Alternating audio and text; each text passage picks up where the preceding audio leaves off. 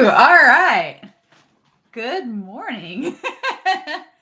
Good morning. We're going to talk about Stars Align. I'm pretty excited. I'm always nervous whenever a chat goes up. I'm like, is it going to crash? Is it going to stay up? I don't know. But I'm really excited I'm really sad actually about Stars Align being over. I'm really, really sad. So let me type in like a thing in the chat. It's good morning where I'm at. It may not be good morning where you're at.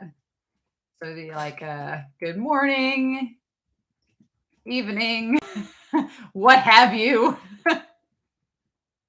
Yeah, there we go. All right.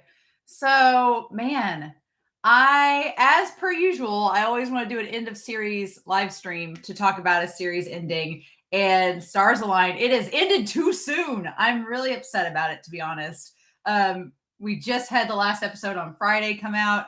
And so I wanted to do this live stream before jumping into the next series. And so I thought about doing this together with My Hero Academia, but I'm going to do My Hero Academia tomorrow night because I think it's a totally separate genre. It needs to be its own thing.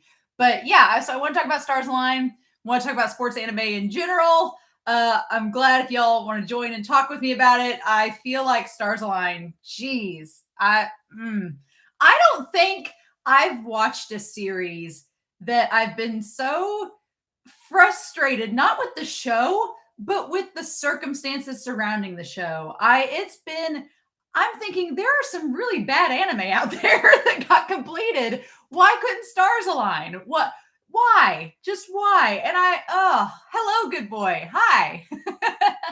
Hello. As you guys come on the chat, I will definitely say hello, good evening, guten tag, good morning, wherever your time zones are. It's always hard to schedule chats because sometimes it's early morning for people. Sometimes it's late at night. Usually if I do Tanya, yay! Usually if it's early for me, it's like late for everybody else. So, what can we do? We need a universal time zone. That would be great. That would solve all problems.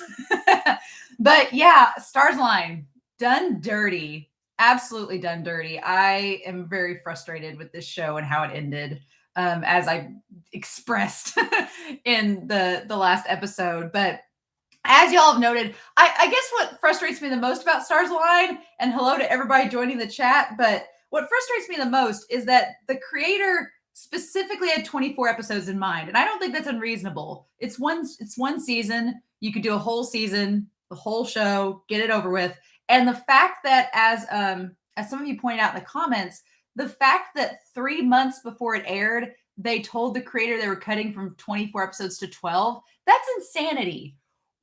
Why would you do that? As a creator, I would feel so frustrated and so angry about it. I really would be angry that my creation had been cut in half, basically. And so I give kudos to the creator. I give kudos to them because they could have just rushed everything and ended it really quickly, but they decided not to. They were like, nah, I'm going to just keep it like I wanted it, and we're just going to stop here. And then I feel really bad because this has been, nearly a year, and they still haven't found a company to back them to finish the series. I feel really bad about that because I think that that's a disservice, especially to a show like this that has so many unique themes and topics that it discusses that other sports anime and other anime aren't even touching, that I'm like, it deserves to get a voice and recognition and get that completion, even if it's just one full season, even if it's just the 24 episodes. So that really, it's just like a case of anime blue balls. It's just really bad. I hate it. And so then we were talking about in the comments in this live stream, I want to talk about the series. I want to talk about the characters, about the themes of it, about where those characters, did they get any type of resolution? What could those resolutions be? Yeah, Tanya, I agree. It's admirable they didn't change the ending because they could have. They could have, just to make it, but the fact that they stuck to their guns and they were like, no, we're going to try to get this finished. I really appreciate that. And I want to talk about that because the fan epilogue. So the fan epilogue is very intriguing. I thought it was a fan epilogue. I thought it was just made by fans. But as Lancer Fate pointed out on YouTube with episode 12, they pointed out that it's not fan made. The director was actually involved, and the director actually created this fan epilogue to be a bridge between episodes 12 and 13, which I think is really intriguing because there's a time skip and there's lots of characters. The characters are all split up for the most part, which is sad. And it seemed like it was a tonal shift into the second half of the season because episode 12, up until the last 60 seconds, up until the last 2 minutes, episode 12 ended on such a high note. They'd done really well. Toma and Maki had. They'd almost beat the Itsushi brothers, and everything was going great. And then that phone call to Toma and his mom basically just coming unraveled and explaining what was going to happen, that just shifted the tone like in a big 180. It was just like episode 1, the tonal whiplash, and the idea of Maki going from being jostled by his father at the end of episode 1 to going to his apartment with a knife prepared to stab him. I don't know. And there's going to be spoilers for the record. There's going to be Stars Align spoilers. So if you've not watched all of Stars Align, you are not late. Did you know, Star? I just started. We're just talking about the epilogue. You're not late. Thank you. But if you've not watched Stars Align, there's going to be spoilers in this. So, and speculation and theorizing, and I'm going to theorize with y'all about what could have possibly happened. So we're going to talk about that. As far as other sports anime, I'm going to briefly touch on other sports anime that I've watched, but I'm going to keep it spoiler free. So I'm going to, if you've not read the manga for certain series that I've watched or seen the series, I'm going to keep it as spoiler free as I can. So that way, blah. But yeah, the epilogue, so much. I definitely want to talk about the epilogue, about what was going on with all of them, everyone splitting up, what that could lead to. I have to say, with episode 12, something I didn't really talk about in the reaction, but the OP and Edie, someone brought this up in the comments. It just stops. It just cuts. And for me, that was creepy. The OP just stopping halfway and then cutting to the episode, and the ED being fragmented. It was very creepy. And I wondered, someone in the comments talked about it, if it was a connection to the fact that the series just cuts off and that's it. And that's all we get. So I'm like, that's really interesting because it could be like a representation of that. And it's very disturbing. I still went back and watched episode 12 and I'm like, I feel uneasy watching it. And then here's the thing about the ending of this series. Yeah, the opening cut actually genuinely scared me, Tanya. I agree. I remember watching that scene and going, oh, it just felt like something out of a horror. I was like, why did it just stop? It was very unnerving because I don't think I've ever seen an anime where the OP just hard cut and stopped, right? That never happens unless, you click the skip intro button on Netflix or something. It was really, really weird. Tamir, you are not late. We are just starting. Not late at all. We're talking about the OP and the ED being oddly cut. Yeah, I've never seen an anime where the OP just stopped and it was intentional. You see OP skipped and you see the ED where it's just the credits and the song and not the actual animation. But to see it cut like that, I wondered if it was something tonally like the creator saying, this is what's happening. We're cutting it. I have no control over that. And that's probably the worst feeling, is knowing the creator had no control. They couldn't control what the studio did. And that, as somebody that, likes to write and stuff, I can't imagine if I was halfway through a project and it had been greenlit and then suddenly it was abandoned. Like, that would be the worst feeling because it's something you invest all your time in, all this money, all this passion, and it's a story you're really interested in. And it's a good story. That's the problem with Stars Align. And I think, if I'm honest, that's probably what hinders a lot of people from watching it, is the fact that it's cut short. And if you know that going in, you're like, well, it's only 12 episodes and it's not complete. But I'm like, you need to watch it because there's so many themes and angles that are talked about in this series that other sports anime and other anime in general don't even touch, that I'm like, it needs to be watched and viewed, honestly. And so that is very disappointing. But yeah, the OP and ED, freaky stuff. So I want to talk about the epilogue before we get into the characters and things like that and just kind of set this up, because the epilogue, like I said, I thought it was fan made, but the creator actually made it to supposedly bridge between episodes 12 to episode 13, which I think is really fascinating because there's a time skip halfway through the first season. There's a time skip like 2 years in the present. So if our boys are second years in middle school, then they would be first years in high school where the time skip in the epilogue happens. And so then I wrote my notes here and there's all this stuff going on with the characters. So I'm really sad that it looks like in the epilogue that all these characters get split apart. That's really sad. The fact that they all have to go separate ways. And so here's my thing. I wonder if at first when I watched episode 12, I'm like, oh, is this like a rushed forward in time thing? But I don't think it is, because in episode 12, hey Davey, hello. In episode 12, at the very end, and I don't know if you all felt this way too, but where else could they go as far as the matches go, other than like actually go to nationals? Because if you think about it, they learned how to play soft tennis. They faced the championship team in a scrimmage match. And yeah, there could have been a rematch against Arashi, sure. But then they faced the national championship duo, the twins. So as far as soft tennis matches go, I'm like, where else can they go? They faced the best of the best. So I'm like, would they face them again?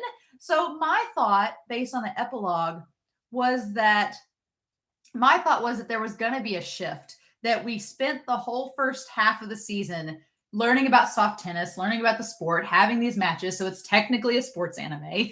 And then I feel like they were setting stuff up with the characters and their parents as middle schoolers that in the second half of the season would get resolved or built upon while they were high schoolers. I thought that it was going to kind of go that route based on the epilogue. I'm like, okay, are they setting all this up, all these intricate little parental child problems that in the second half we're going to explore more and get some resolution with? Because we don't really get resolution with any of the parent plots. We don't get resolution with any of them in the first half. We get resolution with some characters and their arcs, but we don't get any resolution with the kids and their parents. The kids and their parents never have like a talking moment unless it ends poorly, like Toma and his mom. So yeah, I'm still annoyed they didn't really win. I was okay with them not beating the twin brothers, because that would have been like, I felt like that would have been a little cliche if this duo that had been Prato. that's a little much, but I like the idea that they gave them a run for their money and proved they had so much potential. And then that led into the epilogue. Toma's mom. Oh, we're going to talk about her when we get to Toma. Yeah. There's so much to talk about. But I want to go through this epilogue. So Lancer Fate did a translation in episode 12 of the epilogue. And I wanted to kind of say, so it happens 2 years later. We don't see all the characters in the epilogue, but the ones that we do see, I do like that we see Rentaro and Tayo recruiting members for the soft tennis team. So they're still playing soft tennis going into high school. That's cool. I like that. Maki says he doesn't have to see me again. So I'm assuming that he's talking about Toma. We'll talk about that. Toma says he's frustrated. He just needs to get a new partner to play. So we'll talk about that. Shingo is in military school. Which there could be a connection to the dad. I want to talk about that. Now, I think in the epilogue, now is the one I feel most sad about. And it's because it looks like now in the epilogue is running with a bunch of delinquents. He's looking out towards the tennis court like he wants to join back up. So it's assumed that maybe his mom made him quit the tennis team. And now he's like rebelling by being with a bunch of delinquents. He's got the Band-Aids over his hand, like he's been in a bunch of fights. I don't like that at all. What I do like is that I was a little worried in this epilogue that we would see like Yuta, and because that whole thing with Yuta ended really scary with his mom. And so I'm glad that we got Yuta, Mitsu, and Arashi with Maki. Like those three characters, Maki, I'm glad we have that. And so I want to talk about that too. And then there at the very end, though, there's a scar on Toma's arm. And I'm thinking, okay, did Toma, I thought that it was like self-inflicted, that Toma had like cut himself. And I was like, oh, that's super depressing and really dark. But then Lancer pointed out that maybe because Maki, when Maki says the line, he doesn't want to see me again, that maybe Toma got the scar on his arm from Maki. And so here was my crackpot theory. My crackpot theory was that he went to go kill his dad at the very end. Maki did. But clearly, Maki's in the epilogue 2 years later. And I'm like, if he really killed his dad, he'd be still in prison. He'd be in juvenile jail somewhere. I don't know how the Japanese law enforcement system works, but I feel like he'd be in prison or on house arrest or somewhere away from everybody if he actually killed his dad. So my theory was that Toma followed Maki. He found out what Maki was going to do, either from Sho or from someone. and Toma followed him. And we were going to get in episode 13 or through a series of flashbacks throughout the second part of the season, we were going to get that Toma followed Maki to the dad's house and stopped Maki from killing his dad. And maybe Maki injured his dad, but he stopped him. And probably in the midst of all that, maybe Maki turned around and stabbed Toma with the knife, like in the arm. Maybe. I could see that happening. Digi, yeah, we're going to talk about Toma's mom, Diginova. So yeah, I hope we get season 2. I hope so. I really want us to get season 2. I wish that he'd get a sponsor. I think back in April, the last update I had, Did You Know the Star, was back in April. The creator was trying to get a sponsor and he couldn't. Nobody was wanting to sponsor, which is really sad because this series is really good.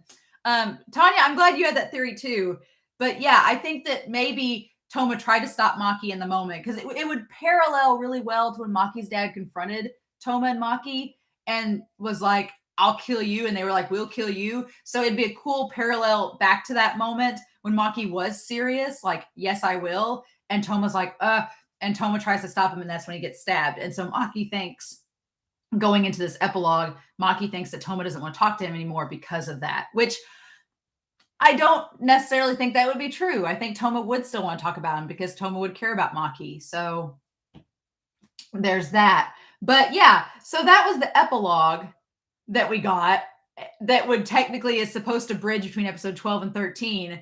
So I would really honestly, if they did a season 2, and I hope that they someday get the chance to, so that this creator can continue their story, I really hope that they would get a chance to go into the story. And I hope it would do a time skip. I think that'd be really cool that we set all these characters up with all their issues and in middle school, and then we transition into high school and they have to kind of work them out even more and maybe try to get the team back together. Because here's the thing, and I thought about this mainly with Free, with the sports anime Free. I thought about, because in middle school, I'm not from Japan, so getting involved in these anime and watching middle school anime and realizing that kids in middle school in the US, usually the middle school you're at is either connected to the high school you go to or it's right next to it. Like everybody pretty much, at least where I'm at in the US, everyone goes to the same elementary, middle, and high school.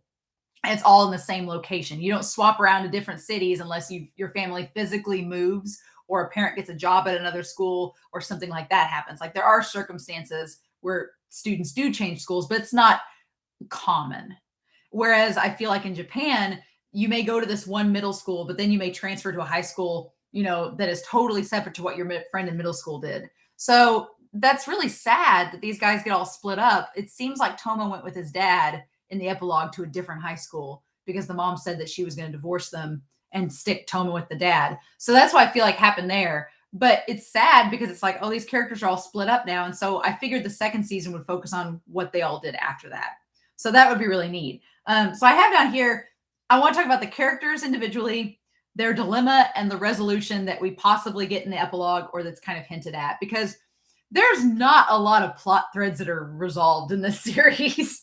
Not a lot. I didn't write her down on here, but the student council president, I'll go ahead and talk about her because I didn't write her down on my sheet. But the student council president, she is intriguing. She reminds me a lot of, there's a woman in the series Silver Spoon. I've read like one volume of Silver Spoon. I feel sad I haven't read more because I'm from a farm family. You think I would. But I feel like in Silver Spoon, there's a character that her family raises pigs or something like that, or her family does something, but she reminded me a lot of that character from that series, the student council president. And her whole issue was that she was wanting to rename herself and claim a different identity than what her mother and grandmother had for her. So her plot kind of gets resolved. The whole student council thing is probably the only thing that really gets resolved in this show, because when the student council shows up to watch the match and Maki and them win the game, it's kind of like, okay, well, they won their game. They're going to get sponsored. They're going to get funding. So solve that plot thread. And that's pretty much the only one that really gets resolved. But with the other characters, there's so much left unsaid. And if y'all want to chime in the chat, because we're going to start talking about these characters one by one. But, oh my gosh, Maki. Maki. I love Maki as a character.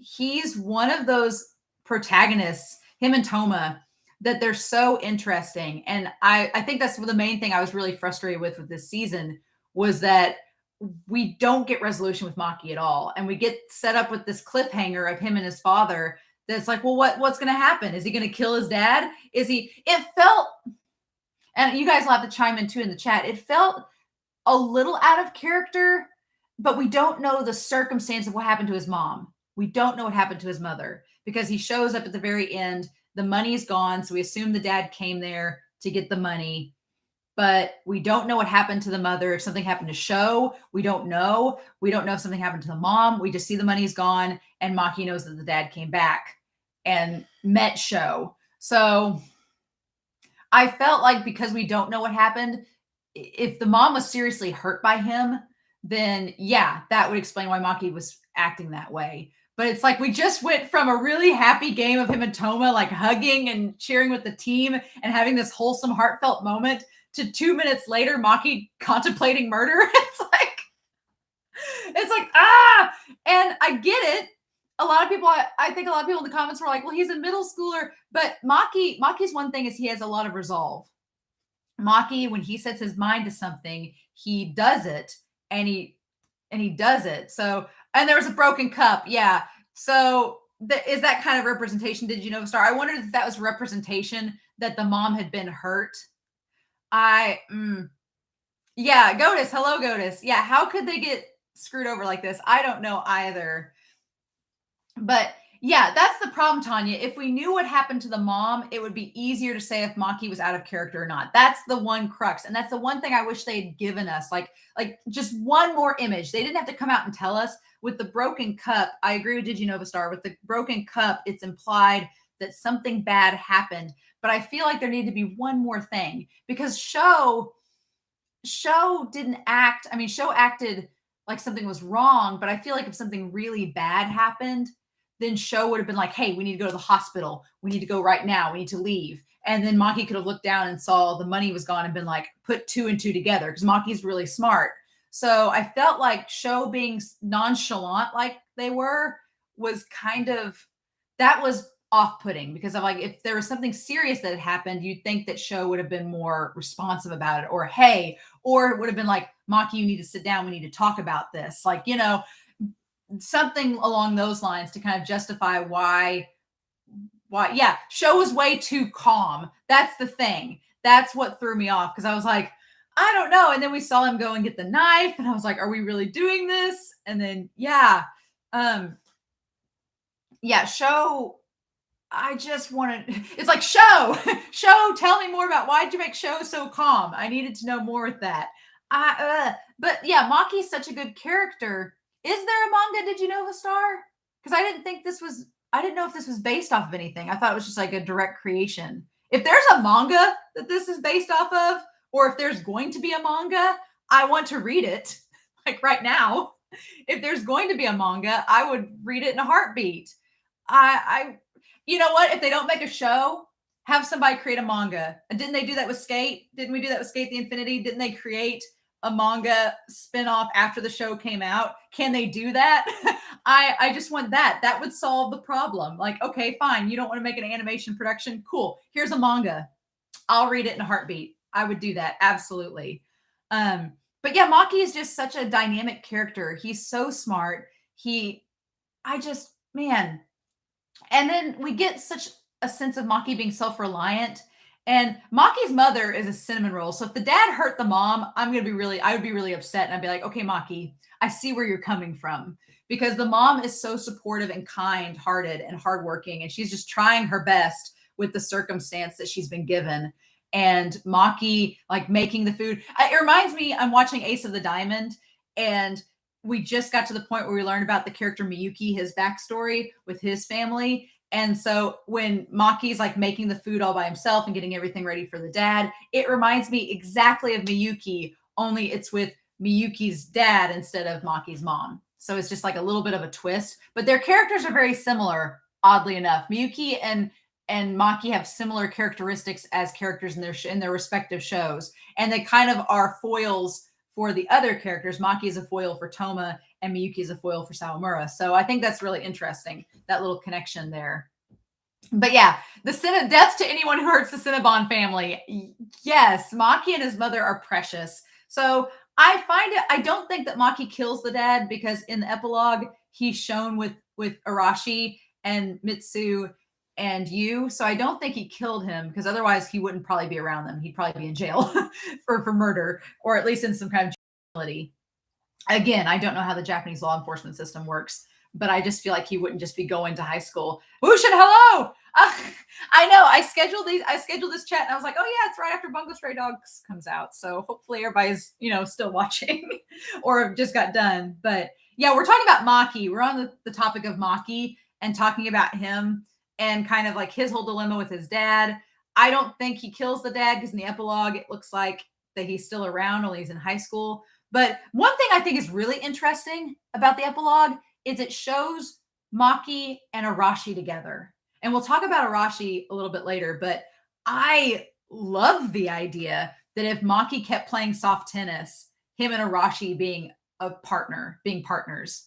I think that would have been so cool because Arashi like kind of has like a platonic crush on Maki. Arashi just thinks that Maki's really cool and wants to hang out with him and be friends with him. And I think that's so endearing and wholesome. And so I feel like Arashi's actually a really, really cool character. And I love him. And so I really would like to see if they continued this series and Maki and Arashi were on a team together. That would be so neat. And that would kind of bring in some conflict because when we talk about Toma looks like he's at a different high school. So it'd be like a matchup between Maki and Toma and a rematch with Arashi. It would be like, man, can they play triples? Can Toma move to their high school and be on the team with them and it just be like a triples? Can we do that? Is that possible? Probably not. But yeah, I love Maki as a character, not only for what he deals with and how calm and collected he is, not only on the court, but with the exception of with his dad off the court. But Maki is such like a tolerant, great role model of a protagonist because Maki, he never mocks anyone. He never makes fun of anyone in the series.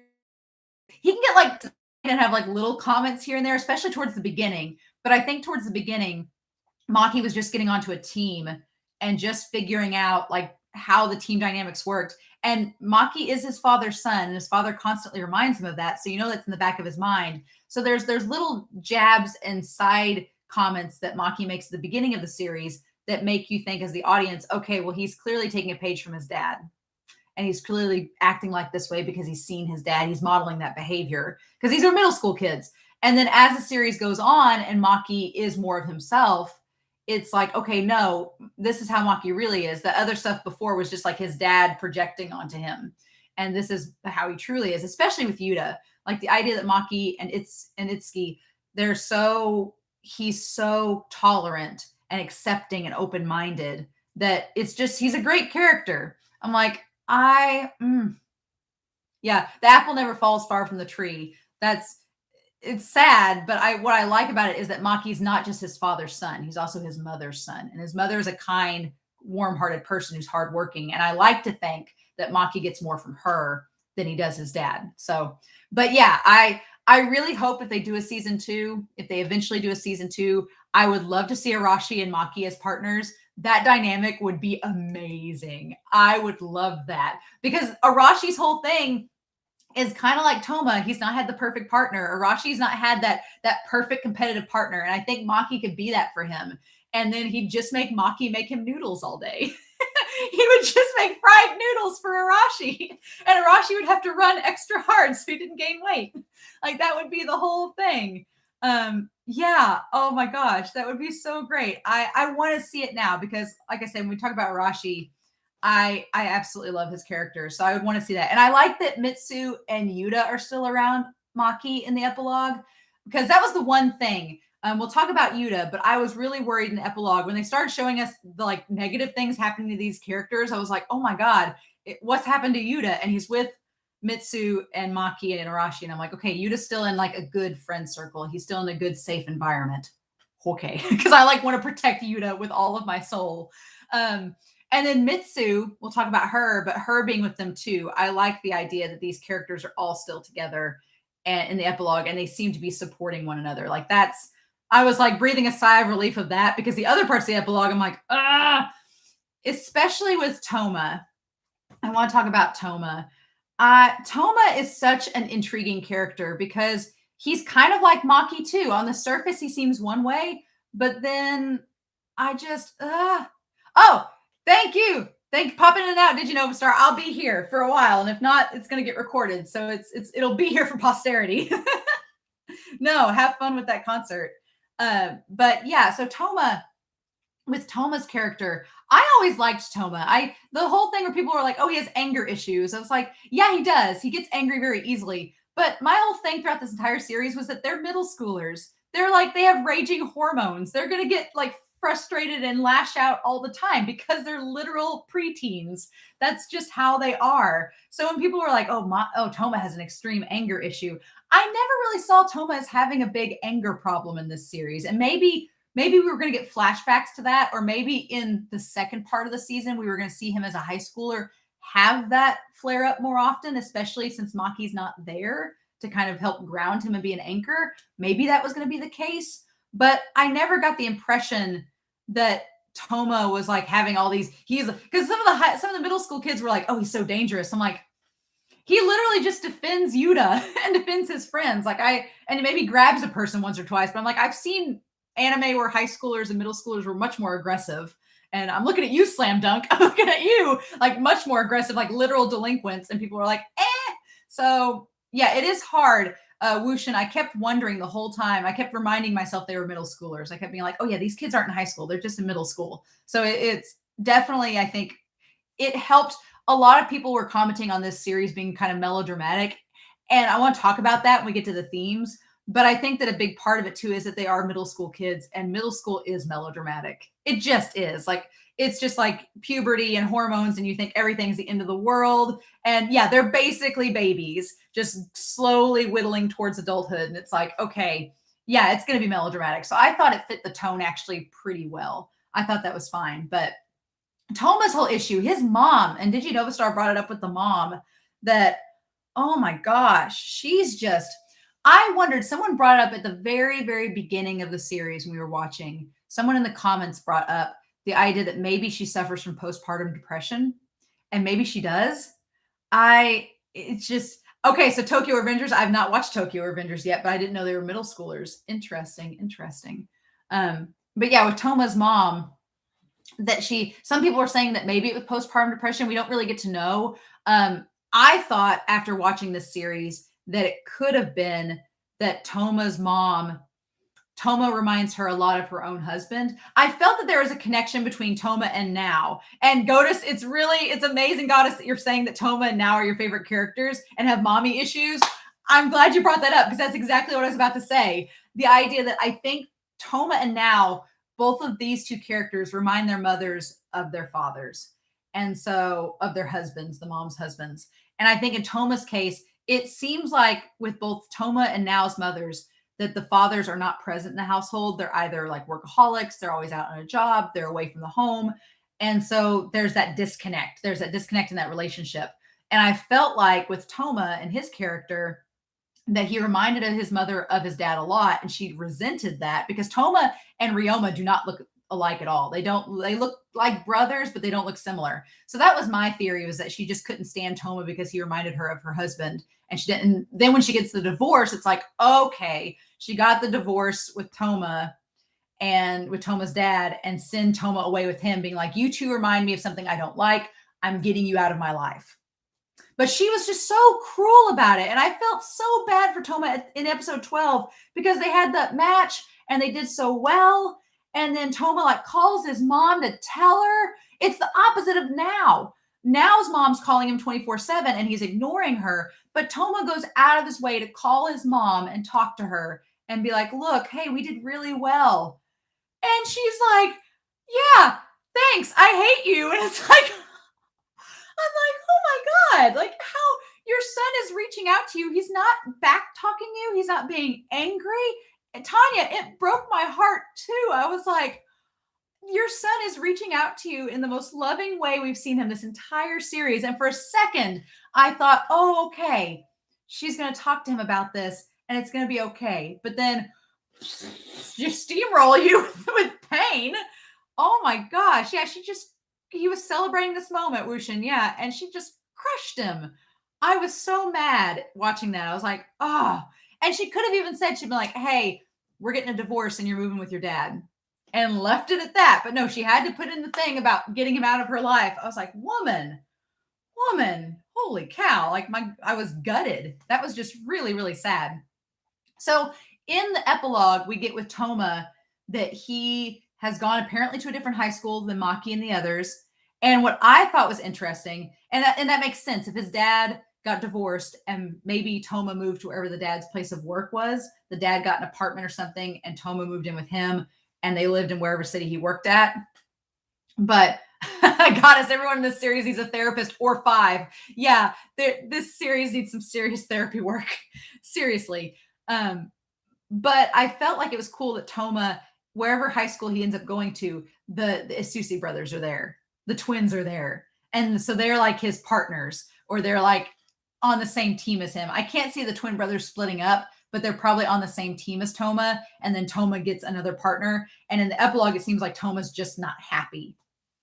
He's not happy with his partner, and so he wants a new one. And it's like, you just need Maki, but Maki's not your partner. So I'm like, I would love it if the season continued and Toma faced Arashi and Maki. That would be really cool. But 2, it would be really cool if by the end of the series, Toma convinces his dad to let him transfer high schools to be at the same one as Arashi and Maki. Although that would create a problem with Maki to have to choose between Arashi and Toma, and that's really hard. Right? It's like choosing between your BFF and your potential BF. What do you do? It's between a rock and a hard place, you know? So EQ, hello. I'm going to read your what if scenario, EQ. What if Maki stabs the dad? He's in critical condition. The other parents learn about the situation and reflect on the relationships, making it better. Redemption arc? Interesting. I would like for there to be more communication between the kids and their parents, and for their parents to actually listen. Because I feel like that doesn't happen in this first half. I feel like it's very much the parent versus the child, and there's just not that there's communication between the kid and their friends. There's communication there, lots of communication going on. But between the parent and the kid, there's just a disconnect. There's not a lot happening. And the sad thing is whenever Toma tries to communicate with his mom, it just doesn't end well. So a lot of people were like, oh, well, there's all these parents and all these melodramatic situations and it's too much. But I would argue, someone pointed this out, that it's really just representing all the different types of parental relationships and all the different ones that happen. And I feel like that's a really good way to go about this series, because really the only family that's okay in this series is Tayo's, and they're overbearing. They're like helicopter parents, but they're the most harmless helicopter parents. They're just like, oh, do you have a sandwich? Are you feeling good? Is everything great? We're super proud of you. Keep it up. It's like, I feel like Tayo's parents, even though they're overbearing, it's in a very harmless way. They're helicopter parents, but they don't mean any harm. They're not like mentally scarring their children. So, okay. And Itsuki, Goddess, I'm glad you brought this up. I want to talk about that when we get to Itsuki. I definitely agree that Itsuki's mom probably had postpartum depression and the issue with the dad. Definitely. I want to talk about that.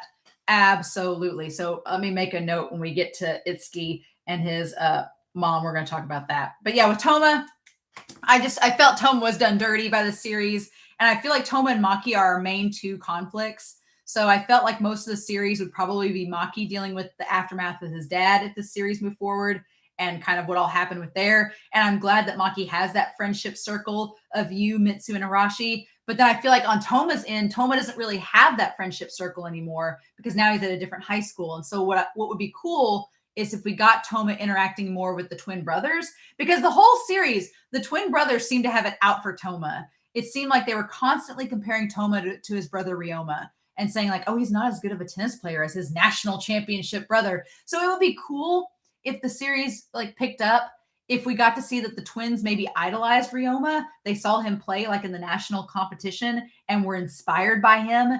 And so then when they met Toma, they were like, oh, you're nothing like your brother. Why aren't you as good as him? And then the second half of the season, we could have the brothers talk with Toma and have this conversation, because something that's brought up in this with Tsubasa's character and with Toma is the idea of being in your sibling's shadow. And I like that idea in a sports anime. Ace of the Diamond talks about it with Haruichi and Rio. And I like that this series talks about it as well. Those are two of the series that I've seen. And Free talks about it with Natsuya and Ikuya. Those series talk about the idea of being in your sibling's shadow. And usually it's seen as a negative thing. Usually if you're in your sibling's shadow, especially when it comes to sports, like luckily my brother and I are not athletic, so we've never had to worry about that. My parents were like, good, not crossing that bridge. But I have had friends that are younger siblings and their older sibling is like the all-star sports person. Like they got all the accolades with all the sports. And my friends have been the younger sibling that was like, I really like this sport, but I'm constantly being compared to my sibling. And I'm like, that sucks, you know? And so I feel like with Toma, it would be a cool opportunity because the twins are siblings, but they're not really in each other's shadows. Or are they? That would be a cool thing to explore with the twins, with the twin brothers. Explain like, are they in each other's shadow? Do they feel competition with one another? What's their life like? And we don't really get to see Arashi's home life either. We just know Arashi's loaded because he has a personal maid and a personal chef. So we know he's rich, but that's all we know about him. So it would be cool in the second half of the show, if they pick it back up, if we got to see into Arashi and the twins' life. And if the twins got to kind of relate to Toma in terms of like the sibling shadow. So yeah. Sunflower, hello. Welcome to the chat. Yeah, I'm glad you like this series. For a second, I was like, have you watched this series? Because there's so many spoilers. But yeah, this series is great. Yeah, I'd like to see into the twins and Arashi's home life too. That would be really, really cool. Because I just want to see Maki go over to Arashi's house and it's like a mansion. And then it's like all this stuff. Like, wouldn't that be cool if there was an episode? Because you know, you have that in My Hero Academia where Momo invites all the friends over for like a study night and they get to see like her giant mansion. Wouldn't that be cool if like you and Mitsu and Maki were invited over to Arashi's house and it's like the most perfect home? But here's the thing, I could totally see Arashi having the thing where, because Arashi is really like fun and energetic and optimistic and carefree. So I wonder, I could see if you're going the angsty family route with Arashi, it would probably be like he has this big giant mansion, but then like his family's either distant with him or they're just like, hey, and they just kind of move on with their lives. Like that would be really, really neat. Hello, 3 welcome to the chat. But yeah, so there's Toma. That Mitsu. Oh my gosh, I gotta take a drink. Get some tea. Mitsu girl, best girl. Oh my gosh. I think that if there's any character that I had if there's any character that I had like a 180 impression of in this series, it's Mitsu. Holy cow. And right before I get into Mitsu, I'm looking at the chat over here. Yeah, Arashi and Maki's home life, total contrast. Arashi has it all, and Maki's always worried about money. Or we think that Arashi has it all. It could be one of those scenarios where maybe Arashi's family is projecting that it has all this money, but it really doesn't. That would be interesting. But yeah, if you're going to give me the angst, if we're going to go the angst route with Arashi, it'd have to be that Arashi's really lonely in this giant mansion. And that's why Arashi is always, we're going to talk about Arashi, so I won't get too much into him, but that's why he's always like projecting all this energy because he wants friends, because he doesn't have anybody at home with him. Stew on that for the next 20 minutes till I get to his character. Or he's the baby of the family. Yeah. Or they just write checks, but they don't really listen. Or he could have a big sister. That's true. He could be like Itsuki and have a big sister. We'll talk about Arashi. I want to save him. I want to talk about him, but I'm going to keep those head canons in mind. But Mitsu, my girl, she's a character I've done a total 180 about. Lonely with his dog, Bushin. I'm going to save that for Arashi's character. Lonely with his dog. No, his dog is his only friend. No. Okay, we'll get to Arashi. I'm gonna you know what? Screw it. Let's talk about Arashi. Mitsu, we're coming back to you, but let's go ahead and talk about Arashi. I need to mark off the characters I'm talking about. Let's just go ahead and get Arashi out of the way. We're talking about him. Why not? So if we're going to go with the angst route, the idea that Arashi has this big mansion and his family's loaded, but either maybe they don't listen to him or he's kind of left to his own devices. It could be like well, that's a spoiler. I'm not going to reveal that. So I'm going to wait for that. And that's in another series. But the idea that he's just lonely with his dog, That's so sad because his dog is like it's a golden retriever, right? It's like a perfect representation of his character. Because I'll be honest, when Arashi was first introduced, I thought Arashi was going to be that like asshole antagonist. It was going to be like a total jerk, and he was just going to be rude and not nice, and going to be like, I'm better than all of you, and like just be the stereotypical shonen sports antagonist. But he's not. On the court, he's super serious and hyper competitive, and he wants to be the best. And he has that perfect middle school swagger. You know, when you're in middle school and you don't realize adult troubles and you're not self-conscious and you're just like, I'm awesome. Like he has that air about him. I feel like in middle school, you're either hyper self-conscious and you think everything is wrong with you, or you're completely confident to the point where nothing is wrong with you and you're perfect. Like I feel like those are the two spectrums. And Arashi is on the spectrum of I'm awesome, worship me. and it's just like, okay. And if his character wasn't so endearing, it would be weird and off-putting, but his character's so kind hearted and compassionate and nice that you're like, okay, this is just how you are. Fine. It's cool.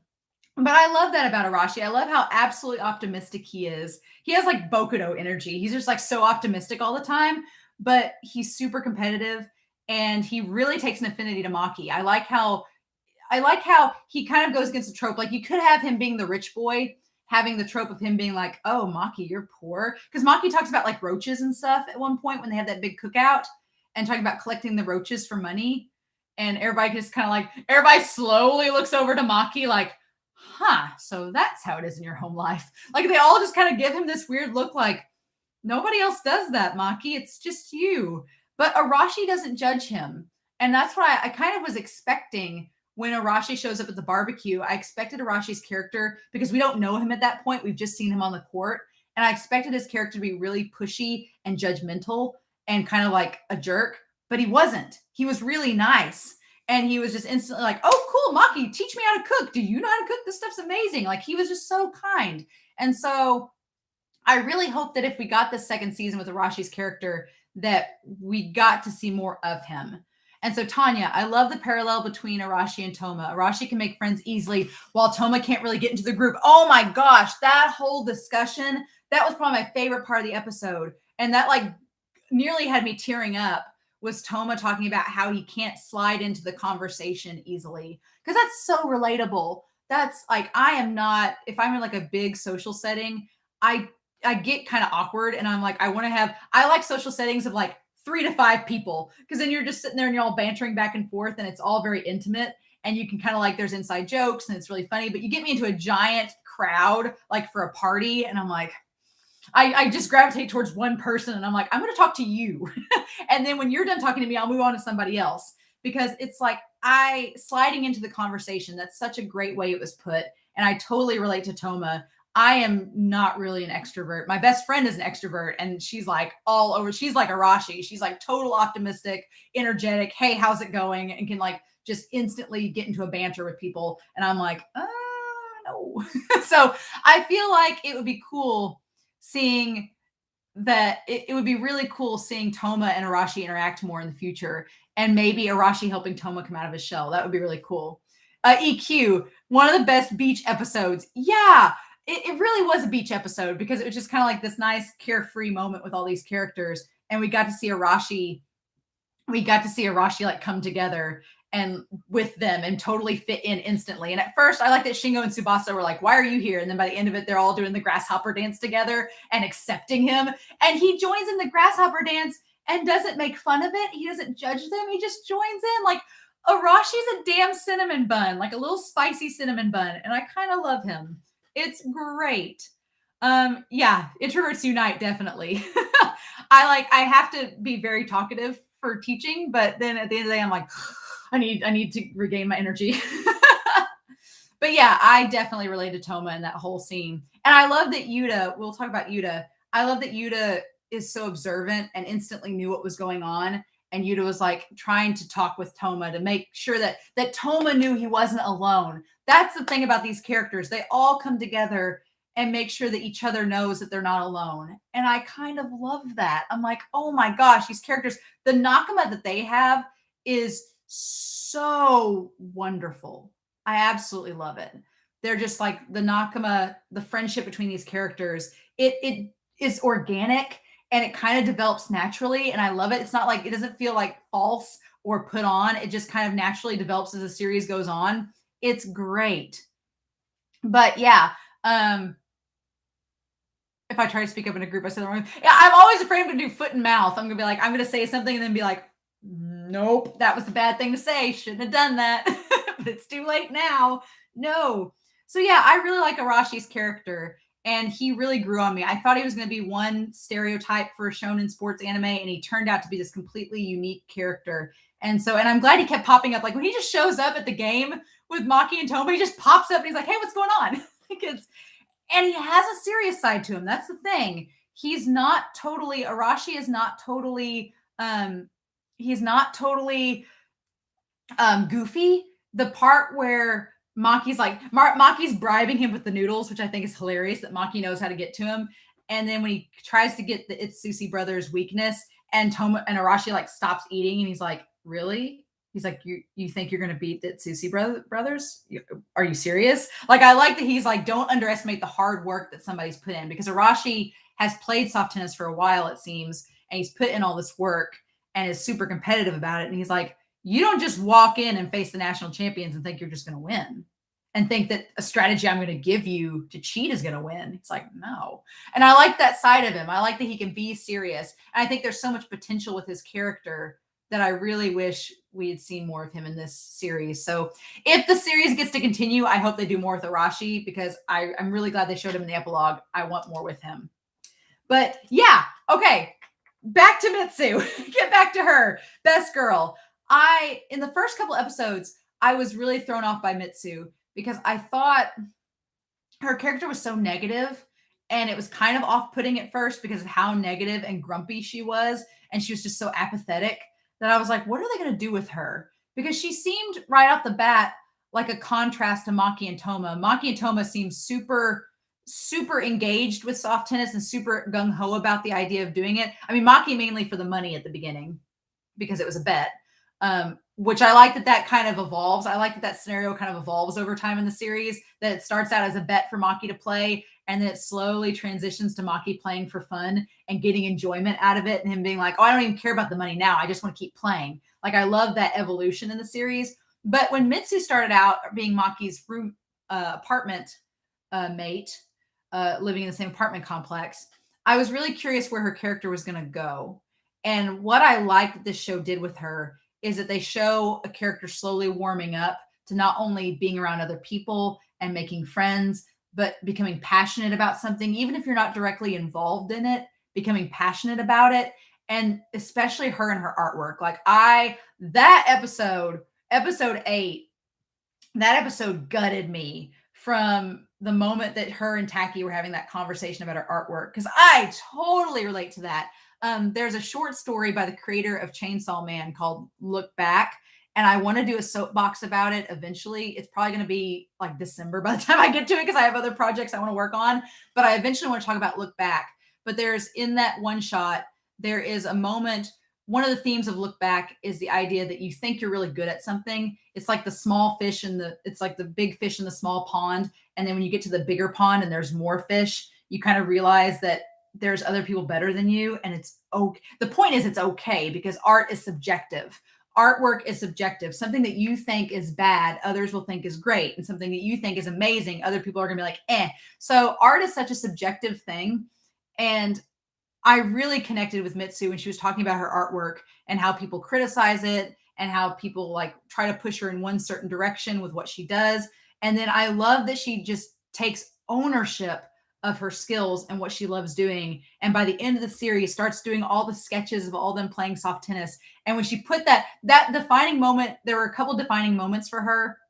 One was when she stood up with Yuta and stood up to those girls so that Yuta and Maki could get the footage. I love that moment, because she went from a girl that ran away from her classmates because she didn't want to. Hello, Kane. Hello. Yes, you're not too late. We're talking about Mitsu. We're talking about the characters. We've talked about Maki, Toma, and Arashi, and we're on Mitsu now. But the moment that she helped Yuta and Maki get the footage, because at the start of the series, Mitsu ran away from all the bullies. and wanted to get away from them. And during that moment, she stood up to them and was like facing them down and being like, no, I'm going to help my friends. Like that moment of her character development. Obviously, her, when she posted that picture of Toma and Maki playing tennis online, and she was like, oh, I want to draw what I want to draw. And I don't care what people say about it. I'm just going to post it. Like that part was really inspiring. And then obviously when she starts cheering and jumping up and down for the team, it's like she went from a girl that was like, I don't even know why they're playing. They're just going to lose. And then from going from that moment to actively like jumping up and cheering and hugging Yuta. And it's wonderful. And I love how her character developed. I felt like of all the characters in the show, her character got the full arc. And yes, EQ, I still have to do that. Speaking of which, that drawing on Twitter, I'd still have to do those like 6 characters, and Mitsu's one of them. And I'm going to get to it in October. It's Inktober, so I'm going to get to it. And I love her character. She's one of them. But I just came to love her character and what she represents. She represents going from feeling apathetic and depressed about something that gives you passion to realizing, screw what everybody else thinks. Do what you want to do. Support what you want to support. Nobody else can dictate what you do. And I love that, being yourself. Yeah, Tanya, it's so hard to give in and draw what other people want to see. And she stood her ground. Yeah, exactly. And then Wushin, being yourself as a creative is hard, and trying to follow what seems popular. Yeah, no joke. It is hard. So my Twitter's pretty chaotic. So it'd be great if you did, but it's me fangirling. I hadn't been a big Twitter person until starting this channel, and now I'm kind of obsessed with it. So there's that. But yeah, because I've always drawn since I was a little kid. Like I've always drawn, like I've always done doodles. And hello, welcome back. We're talking about Mitsu. But I've always drawn since I was a little kid, and I've really gotten away from it. I need to get back into it. But I think like a big thing was when you see people online and what they can do, it's gorgeous. And you're like, oh, it's so beautiful. And it's easy to get discouraged because, you go from doing something that you think is really good, that when you see others, you're like, oh, why should I even post that? So I could relate totally to Mitsu's feelings. This entire series was like, oh my God, I relate so much to that. And the idea, I was an art minor for a while. And then I was doing English and art. And then slowly the educational paths started to branch out way too much. And it became the fork in the road where you had to choose one or the other. And I saw English more as a passion and art more as a hobby. And so I went with English. And I'm glad I did. But for a while, I was pursuing art too. And so I feel like I totally got what Mitsu was going through in this series. What I would like for her in season 2, we don't really get a lot with Mitsu's family. We get the idea that she's by herself a lot. So maybe they're not there. Maybe their family isn't totally there for her. Or maybe she's kind of by herself all the time. She was eating by herself in the room a lot. So I got the impression that she was on her own and that maybe the family wasn't there. Kind of maybe like Maki's situation where the mom's working all the time and the dad's not present or whatever. What I would like in the season 2, or if they continued the series, I would love, since we got Mitsu's one of the only characters we got a full arc with, that her character kind of came full circle and developed the most in the series. I would love that now that Mitsu has come out of her shell, she's embracing herself, she's embracing her art, she's being like a great side manager with Yuta. I would love if Mitsu was like the comforting character in the second half. If Mitsu's the person that comforts Maki and Toma and Yuta and the others too. Like she steps up and takes on this role to help them with their problems. Like I would love that if Mitsu became this proactive person in the series to help them. Like that would be awesome. But yeah, so yeah, Wushin, it's easy to be intimidated by the work others are creating. Yeah, it's so, and the thing of it is, it's so subjective. So that like, I want to do Look Back eventually, because a big part of Look Back is that these characters are both envious of each other's artwork. They both admire each other and their artwork's so different. So it's like any art can be good art, depending on the person who's looking at it. So, but yeah, usually if I do any art now, it's just like doodling or doing sketches. I need to get back into it. I have all these blank notebooks that I need to just start filling up because they're just, taking up space. But yeah, so Mitsu, I love the idea of an artist. It kind of reminded me of Yachi from Haikyuu a little bit, because Yachi has like that design background, and Yachi does like all the drawings of the posters for Haikyuu and like gets all that for the team. So it'd be cool if Mitsu started taking that skill that she's learned at the beginning of the series, and maybe in high school she starts like doing posters for Rentaro and Tayo. She like starts doing soft tennis posters for them and sending it to them. And maybe Mitsu figures out that she can take her love of artwork and transform it into something like creating, because it would be so cool if, like Yachi, if Mitsu comes full circle and gets to where she can make a career, because she's worried about that. She's like, my mom thinks that me drawing manga is pointless and isn't going to lead to anything. And it's like, I would love if Mitsu either becomes a manga artist and does a manga about soft tennis. That would be really cool. Or if she doesn't, if she went to like the design route and started making like posters and things to promote soft tennis or something like that, and was like in a sports, in a sports division of like a marketing firm or something. That would be so cool. I think I want Mitsu, if we have an epilogue with her character, if we get a season 2, I want Mitsu to take her passion and make something out of it that she can show her family is productive. I guess that's her dilemma. I guess her family dilemma is that she wants to prove to her mom that art is important. And so, yeah, Akane, if she just did the manga about soft tennis, that would be so cute. I would love that. It would be great. I do admire Mitsu, Goddess, I admit. It's hard not to compare yourself to others. It's so hard. And that's the thing. A lot of these characters, when you compare, they're comparing home lives to home lives, like Toma comparing his home life to Nao's, Maki comparing himself to others. There's so much of that in this series, and it's so relatable because I think we all do that to an extent. And it's like, you just need to do what you got to do and then just go from there. So I love Mitsu's character. And so with Mitsu, I love that she kind of becomes the assistant manager alongside Yuta. I love Maki. I love Mitsu. Yuta may be one of my favorite. And I love Arashi. Those three, and Yuta and Toma, those are probably my top 5, I guess. I guess Maki, Toma, Mitsu, Arashi, and Yuta are probably my top 5. Toma, but then there's other really good characters too, but I think those are my top 5 if I had to pick. It's really hard because they're all good characters, except for Joy. Talk about that. I need to put down Joy. Yeah. Oh, yeah. Okay. So Tanya, before we talk about Yuta, I just remembered, I still wonder what Toma was doing in the art teacher's room and talked about with him. Yeah. So what did he talk about? We'll talk about Tacky. I've got a note on here to talk about the art sponsor about Tacky. I wonder if it was the incident involving his brother. We need to talk about that. I'm going to make a note about that. That's good, Tanya, that you brought that up, because I want to talk about that with him.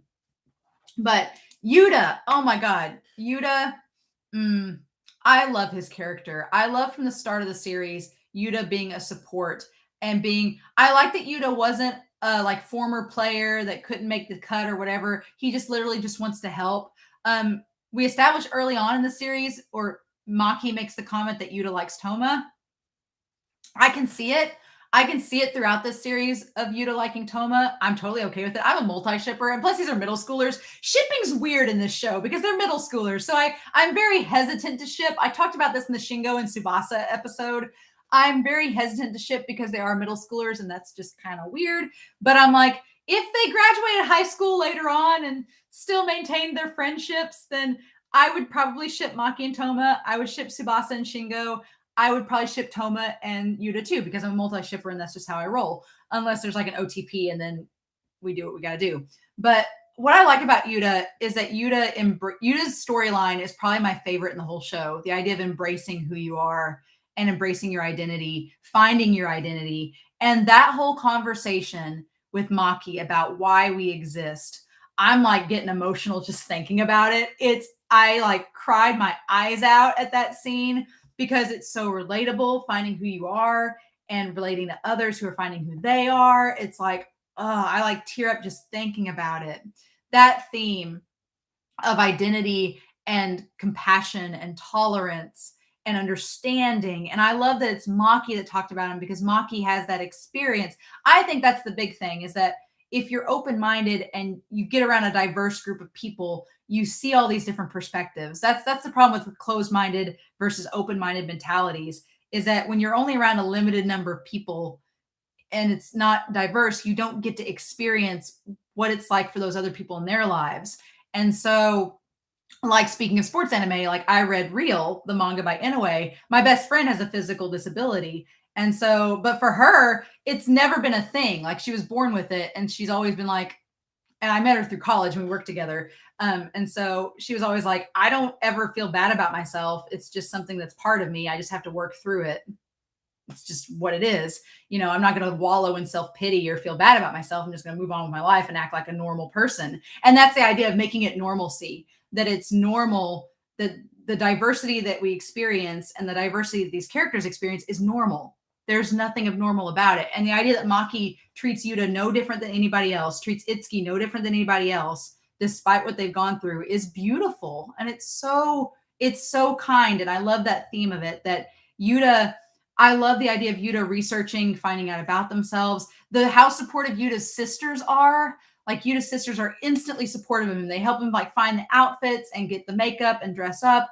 And I love that. And Yuta like exploring, because at middle school, I feel like when you're a middle schooler, you're at that age where you're starting to figure yourself out in terms of like sexual orientation, in terms of like how you feel about others. I feel like middle school into high school is that period where you're starting to develop that and putting a word to it. Like if you have that emotion, feeling what that is.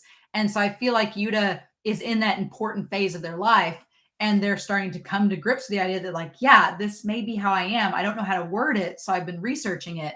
And Maki just instantly accepts it. Maki's like, oh no, my mom's friend, same way. Totally, it's fine. And just doesn't even question. And I like that Maki says the line, Maki says, even though I can't really relate to you and what you're going through, everybody questions why they exist. Why are they here in this world? And that part where Maki was talking about, sometimes I question why I'm even here. I'm like, that just gutted me, because I was like, Maki's such a great person and does so much good for all those around him. And for them to be questioning, I think that's something that a lot of people struggle through, that it's like they question why they're there. And it's like, you have such an impact on people and you don't even realize it. And until they have that conversation, it's like, it's like, no, you're really important. And so that whole conversation gutted me, because I was like, no, yeah, these conversations. And what floors me is that it's in a sports anime about soft tennis. I wasn't expecting us to go here. I wasn't expecting going into episode 8. I was like, somebody in the comments have been like, oh, episode 8's my favorite. And I was like, okay. I try not to get myself hyped up. In a lot of shows, people are like, oh, episode such and such is my favorite. I don't get myself hyped up because, oh yeah, you're not late. Welcome. I'm about to cry. So welcome to that. But I don't get myself hyped up on episodes, because my favorite episodes are oftentimes not anybody else's favorites. So I'm like, yeah. But everybody was like, oh, episode 8's good. And I'm like, okay, cool. And then I didn't realize y'all understated very hard, because I was like a sobbing mess throughout episode 8. I was like, and it's just themes that need to be talked about, not only in sports anime, but in anime in general. I think and somebody was like, oh, younger audience needs to hear this. I'm like, older audiences need to hear it too. I'm like, this is not just a message for kids. This is a message for anybody about tolerance and acceptance and understanding, and people from all different diverse backgrounds, orientations, whatever. It's just the idea that there is normalcy is just normalcy. There is no abnormal to it. It's just how you are. And yeah, what do you say, Tanya? I always try to say what my favorite episode is after the reactor watches, so I won't get disappointed. Yeah, I've come to this point. I really don't get overhyped. I used to. My brother's like the only person that watches anime other than myself, and then all of you on this channel, because that's, the whole reason for starting it, to talk to you all about anime and manga. But my brother would hype up an episode, and then I'd watch it and be like, it was fine. Or he'll hype up a movie and be like, this movie's amazing. And I'll see it and be like, it's fine. But so I try not to get overhyped anymore. I'm like, okay, cool. And I'll go in. And then if I get hyped up, then afterwards I'm like, did you see it? They're like, yes. So yeah, the themes that they cover in this anime are so important, about tolerance, acceptance, I feel like parents should watch this show. I feel like parents should watch this show to be like, this is what you don't do with your kids. Try not to do this. This is bad. Because yeah, Yuta's mom at the end, that's the one thing about the episode I didn't like in episode 8, because you saw it coming, right? I feel like with a lot of shows where there is a character comes out with about their sexual orientation, or about something Yes, something that should be shown in schools. I agree, Tanya. The conversation with you and Maki should be shown in schools. Absolutely. It's like, here, this is called human decency. You're welcome. You know, it's sad that we have to say that. It's sad we have to say you should show this to people. It's like it should be something that's automatically assumed. But welcome to humanity. We can't have nice things. This is why we can't have nice things.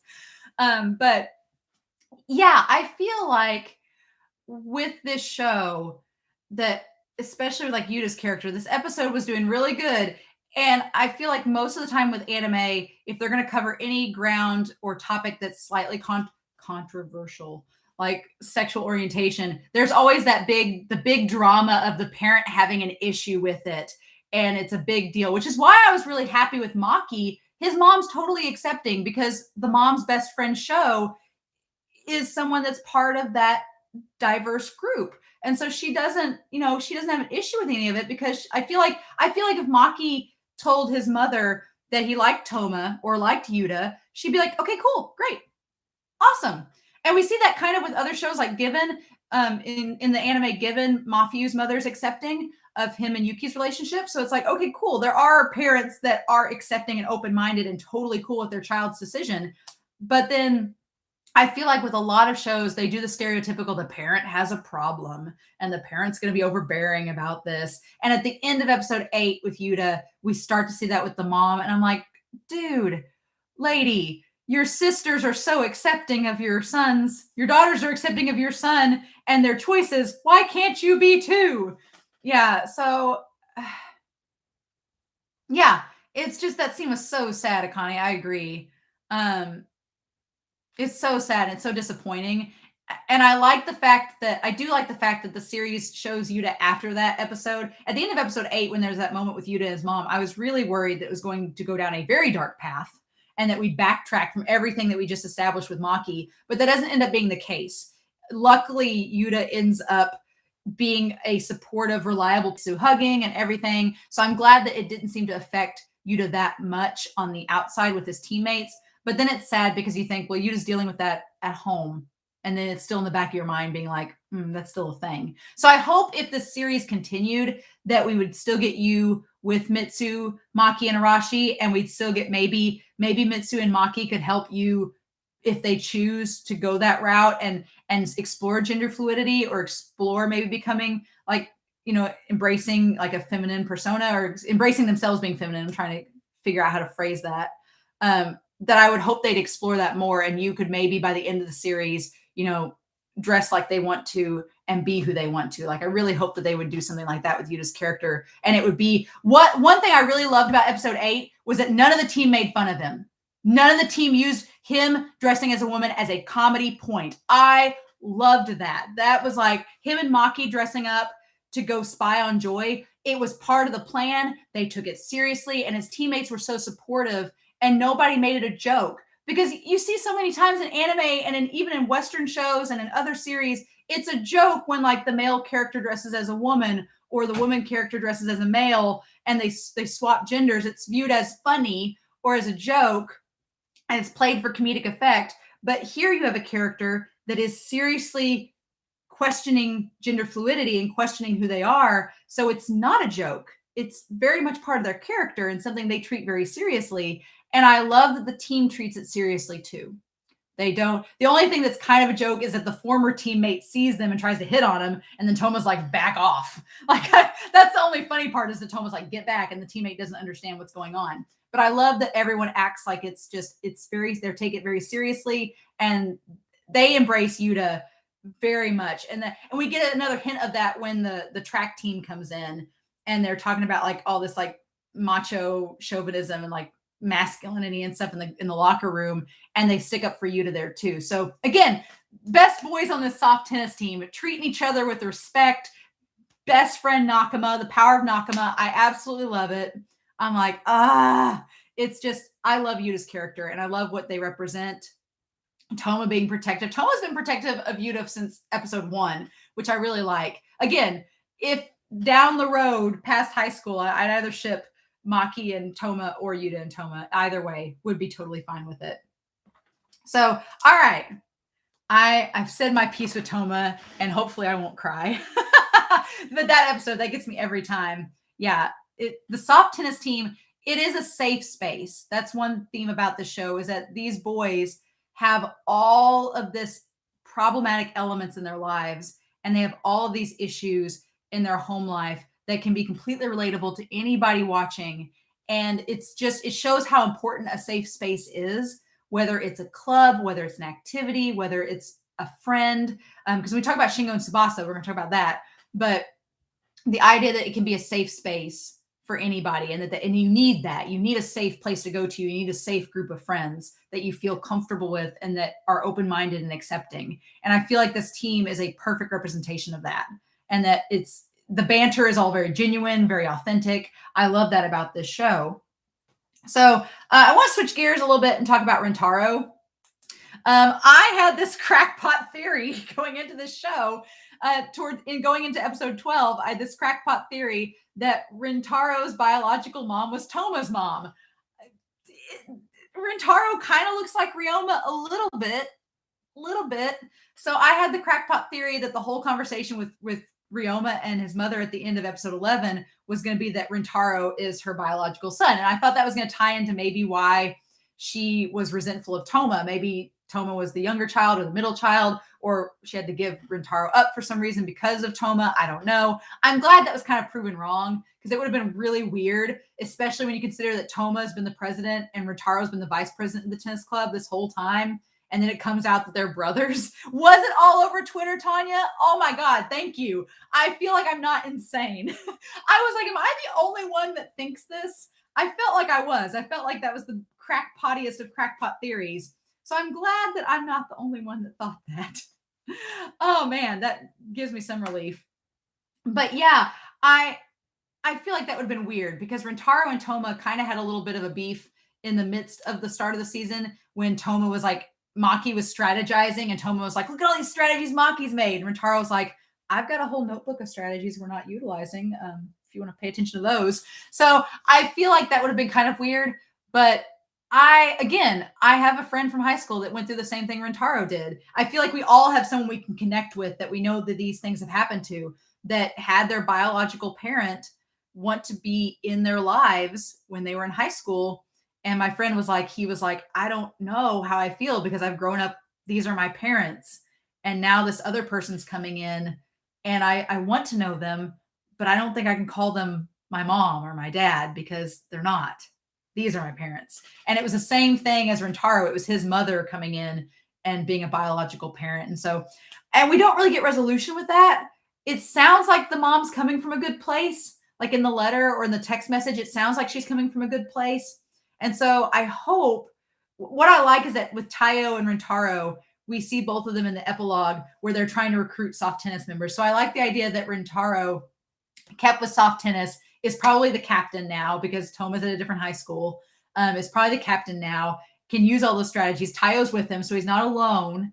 And it showed that Tayo and him kind of had the connection back in the series. So that was really cool. So my hope with Rentaro is that he does meet his biological mom, but would have a conversation with her being like, I'm glad I met you. I'm glad you're in my life, but you're not my mom. Like, these are my parents. Because it seems like that's what he's thinking in the series. He's like, these are my parents.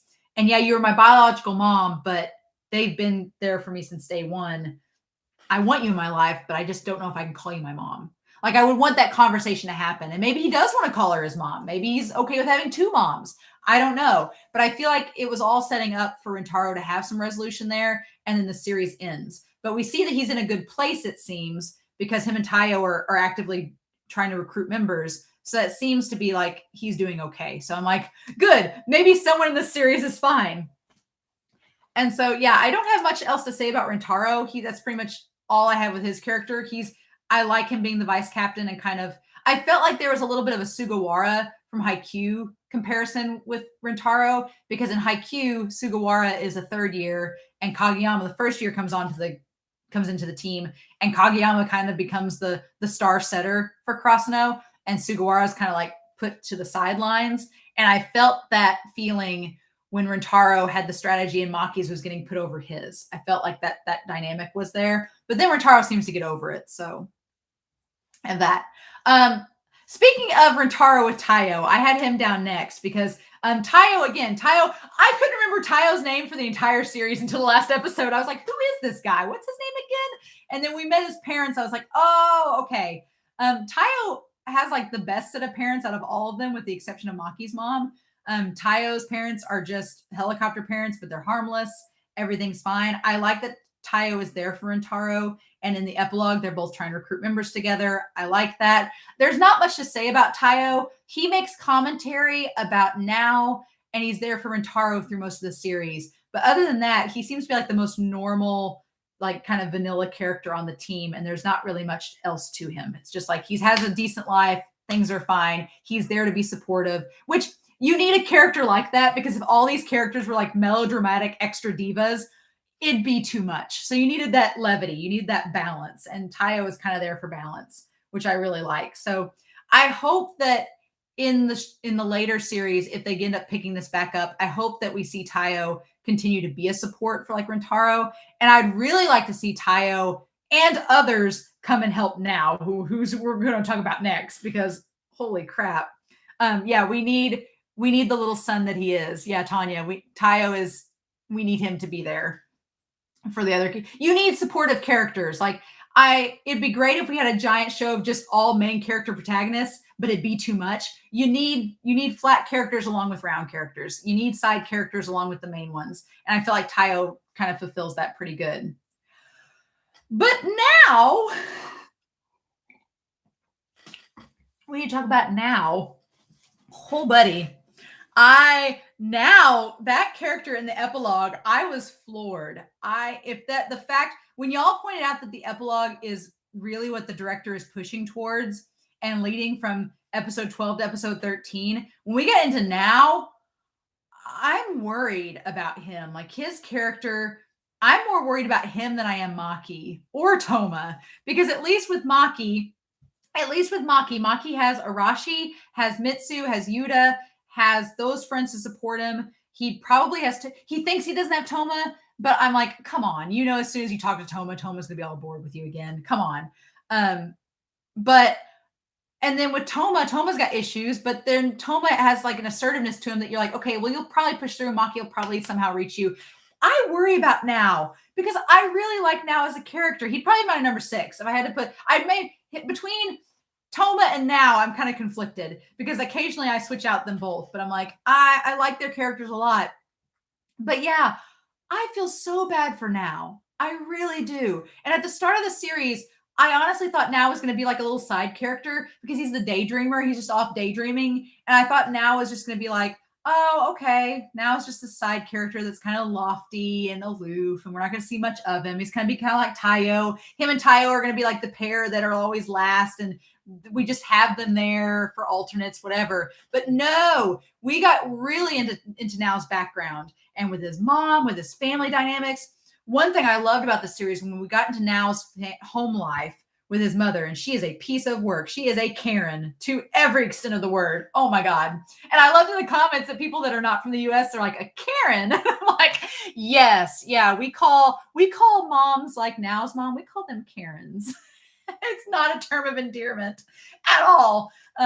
So apologies to everyone named Karen. I'm sorry. I'm so sorry. But yeah, it's just, Now his mother, I love that in that whole flashback with him, that it's shown like in muted colors and it's grainy, and it reminded me a lot. I feel bad for all the Karens. It's become such a trope. Karens and Chads. I make fun of the Samazuka Chads and Free because they're such bros, and a big bro term is a Chad. But I feel like that a Chad is a more endearing term. When someone's a Chad, you're like, oh, they're such a Chad, like ha ha ha. But when you're like someone's a Karen, it's like, But I feel bad. I do. I have a friend that's named Karen, and I'm like, I'm sorry. And she's like, it's fine. Happens all the time. And one of my boss's names is Karen, and I'm like, oh, buddy. But yeah, it just makes sense. What it reminded me of, when it gets all grainy and muted like that, what it reminded me of was Run with the Wind. It reminded me of Run with the Wind when we get into Kakeru's backstory, and everything is grainy and the audio is messed up. That's one of the best things I loved about Run with the Wind was what they did with sound design and the whole animation and everything with things getting distorted and muted. And that's what happens with Now in his flashback. And I loved that. I was like, oh my gosh, what a stylistic choice. And it makes so much sense. It connects to him daydreaming to like escape from like how shitty his home life is and that relationship with his mom. And you see, it made so much more sense. I don't like the mom. I don't like Now's mom at all. And I don't like what she does. But I understand why she does it when you see the dad. When you see the dad come in and he's just sitting at the table and she just makes the food for him. He doesn't thank her. He just eats the food, goes to bed, goes to work. It's like, oh, that's how this is. That's how this home life is, that she has nothing. The mom is like, the dad is totally distant, totally not connected. And so she's like, she's just projecting all of her wants and desires onto Now. And what she wants is not what Now wants. And that's where the problem starts. And it just kind of spirals from there. And the thing is, she's so oblivious to how badly it is for her son, because Now's just sitting there when he's just sitting there stabbing the food. He's not even eating it. He's just mushing it up on the plate. And it's like, it looks like he's doing something, but he's really not. He's just totally distracting himself from having to listen to her. It's like, oh my gosh. Like you can see, yeah, Tanya, you can see where she's coming from and she needs to stop. Yeah, both. And then Wushin, yeah, the distortion, it's so perfect. I love it. It's such a great stylistic choice. I liked where it was going with Now's character, that he was like, he's like, no, I'm not going to answer. It kind of reminded me a little bit of, if you've ever watched Ferris Bueller's Day Off. I watched it the other night, but it's a movie from the 80s. It's one of my favorite movies. I love it. But the character Fry in it has kind of a similar relationship with his parents that Now does to his mom. It's not really told much about, but you get that impression. Yeah, exactly. We should show, but not tell. Yeah. And this show is really good with showing and not telling. It does a lot where it gives you visual symbolism, visual metaphors, and you just kind of pick up on it and you're like, oh, this is what they're talking about. But it's not like terms. They leave you, the audience, to figure it out for yourself. Yeah, Connie, I do know parents that are like that. And it's really sad to see the kids suffer. Like, I've had friends that's parents are like that. And it's like, come on. And I've been to friends' houses where the parents have had those conversations like the mom does with Now. And you're just sitting there awkwardly at the table eating your food. Like, this is weird. And it's just like, there are parents that just don't care who's around. They just make a scene like that. And so when the other teammates are talking about Now's mom, they all know how she is. And I feel like Toma especially relates to Now, because Toma makes the comment like, oh, Now's home life, his dad's not around.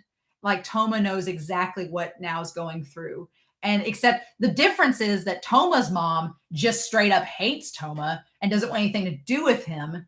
And Now's mom loves him to the point where she wants everything to do with him. And it's like, there's no middle ground, right?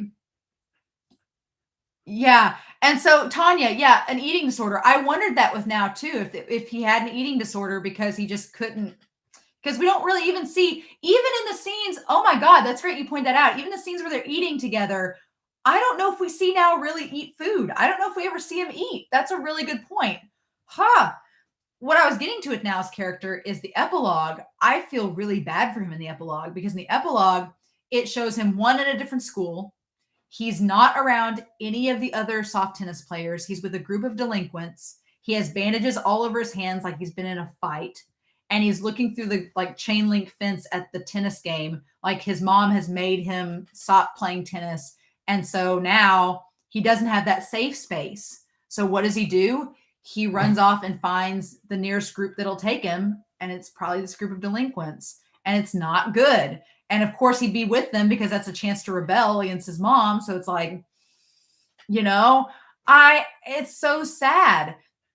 And for a moment towards the end of this first cour, I say that because I'm really hoping they make a second cour one day. But at the end of this, he was starting to establish a little bit independence. He was like, you know what? I'm not going to answer your phone every 5 minutes. I'm going to put it away and I'll talk to you later. And the mom seemed to even get it. She was like, oh, okay, well, my son's not talking to me today. Tomorrow I'll get on to him, but today I'll let it go. And I was like, okay, so maybe that's going to lead to them talking and getting some kind of normalcy. But then the epilogue happens and you're like, well, what about now? What's happening? Why is he all alone? So I really hope it is. I'm going to catch up with my comments here. Holly, hello. Yeah, I wish more people would do Stars Align. It's such a good series. I hate that it's been cut off. And then yeah, it's so sad that it's ending with now like that. My hope is if they pick this series back up and do a second season, my hope is that we get to see some of the characters like go help now out or a manga. We talked about that earlier, Wushin. If they would just do a manga, I'd be totally fine with it. I'd read the snot out of it. I'd just be like, pick up, let's go, let's react to it, let's do this. I really hope they do it, kind of like what they did with Skate the Infinity, where they've kept the manga going, or they've made a manga adaptation of it. So I really hope moving forward, if they do more episodes with Now, that we explore Now's character. It seems like the creator was setting up for Now to be a central character that we explore and for us to see why he's with this delinquent group. Like maybe Yuta and Maki and them reach out to him. Maybe Toma. That would be awesome if Toma reached out to Now. Because like I said, I feel like Toma relates the most to Now, especially in terms of their dads. So Toma now lives with his father, or is going to live with his father at the end of the series, or at the end of episode 12. So it would be cool if Toma has that perspective of his dad and he could share that with Now and talk with him. Like, I would love that. I would really like for that to be the case with these characters. But I feel so badly for Now. I'm like, his character started out where he was like, oh, he's the happy daydreamer. He's just, daydreaming off and aloof. And then you're like, he's got a lot of stuff going on, and this is actually not good. So, Shingo and Tsubasa. I have Shingo and Tsubasa together because really, if there's any couple I would ship as adults, it would be Shingo and Tsubasa. They may be an OTP in this, like as adults. As middle schoolers, it's kind of weird. But I love Shingo and Tsubasa. They totally are not the characters I thought they were going to be when I started this series. From the very first episodes, I thought that Shingo and Tsubasa were going to be like these very masculine, macho guys that were going to give Yuta a lot of problems. They were going to give Maki a lot of problems, and they were really arrogant. Like, that's where I thought it was going to go with them. And then the moment we saw Shingo with his little sister dancing and watching TV, as soon as I saw that with Shingo, I was like, oh no, you're not like that at all. You're actually really cool. You're just like a dude, right? I love that. And Shingo's the one that comes up with the grasshopper dance. I'm like, oh, that's so cute. I love that. I didn't expect to really love him and Tsubasa so much. I kind of had a little bit of bias towards Tsubasa because his voice actor is Haiji from Run with the Wind. So even though that Tsubasa was kind of like a jerk at the very beginning, I couldn't be so biased against him because I was like, it's Haiji's voice. How can I be? But Shingo, I thought Shingo was going to be like a problem character and I thought Shingo and Toma were going to argue a lot at the start of this. And then it turns out that no, they didn't. They actually get along really well. It's totally fine. But yeah, I ended up loving their characters. And I love the friendship that they have. Like, their relationship is so good. Shingo's issue is that he's the adopted, he's the stepson. There's the stepmother. Yeah, I'm glad I wasn't the only one that was a little biased. Shingo's issue is that his mom is the stepmom, and she thinks that Shingo looks like the biological mom, and she's a little bit jealous because the dad shows favoritism towards Shingo, and they have another sibling that clearly those two have had together. And she thinks that Shingo has a lot of his mom in him, and she doesn't like the mom. Obviously, she's jealous because, she's married to the husband now. So that's the issue. But the dad seems totally okay with Shingo being like he is. The dad seems totally chill and nonchalant about, like, I don't know what your problem is. And the part where Tsubasa is outside their house and Shingo immediately runs to him, and the dad's like, okay, go ahead, go. And the dad takes them to the hospital. I'm like, the dad is right up there with Maki's mom. Shingo's dad is right up there with Maki's mom, like totally supportive, kind character, open-minded. I would think it'd be kind of cool if Shingo and Tsubasa end up having a relationship, like the dad being supportive of it. I thought that would always be kind of cool because they seem like they had a really, really close relationship. So that would have been neat if we ended up exploring that more with Shingo's character. Tsubasa, I had thought this whole series, and some of you pointed it out, I remember looking at the ED going, why does Tsubasa have a soccer ball? What's up with that? Like, it's not foreshadowing or anything, It's like the most obvious foreshadowing, and it went completely over my head. But I remember this whole series thinking of, okay, well, Tayo seems normal because we hadn't got anything with Tayo's family. And I was like, oh, Tsubasa seems pretty normal too. Nothing's wrong with their families. And then the moment that we got Tsubasa with his brothers, I was like, oh, okay. So Tsubasa's brothers are kind of like Yuta's sisters. They're really supportive of him. And his older brothers, I think it's fascinating that Tsubasa and Yuta are the youngest siblings in their family. And neither of those characters are meeting the parental expectations, which it's like they're the youngest siblings. Usually it's the eldest siblings that have the issue with the parents and not meeting expectations in anime. So I find it interesting it's the youngest siblings that aren't meeting expectations. I'm like, you got two other siblings. Like, what's wrong with this? So when we first got introduced to Tsubasa's siblings, I thought, oh, okay, cool. The siblings really support him playing soft tennis. It looks like his brothers are big soccer players. That's really cool. And then, Tanya, I guess when we see characters at home, something bad happens with the parents. No joke. We haven't seen Tayo at home with his parents, so maybe that's why nothing bad's happened. But yeah, I thought everything was fine. And then Tsubasa's dad comes in, and it's again talking about the siblings and the shadows of other siblings. And I don't understand it. That's the one thing I was like, your brothers play soccer and they're really good at it. So obviously the dad's proud of them because they're upholding the family name and upholding the soccer genes. But who cares if Tsubasa's playing soft tennis? It's a sport. Aren't you proud of your son playing a sport? It's not like I could see the parent being like, you're not playing a sport at all. You're not athletic. I can see that, but I'm like, really? And his dad is kind of abusive, like Maki's dad. So I like that we get all these. I don't like it, but I can see we get all of these characters and the webs of their relationships with their parents all kind of intertwining. Beware of after credits. No joke. Anytime there's an after credit scene in this show, it was like, okay, time to die. Like ready to go. But I'll be honest, as much as I hated that scene and the scene afterwards when Tsubasa's in the hospital and the doctor looks at Tsubasa and he's like, how did this happen? And Tsubasa's like, oh, I fell down some stairs. And the doctor's just like, did you? And it's just, oh God, it's so sad because you know the doctor in that moment, the doctor can't say anything because confidentiality and stuff like that. But the doctor can't pry, but you just know that the doctor knows that something's happened. And I'm like, does Shingo's dad realize that something's happened and it's not just he fell down some stairs?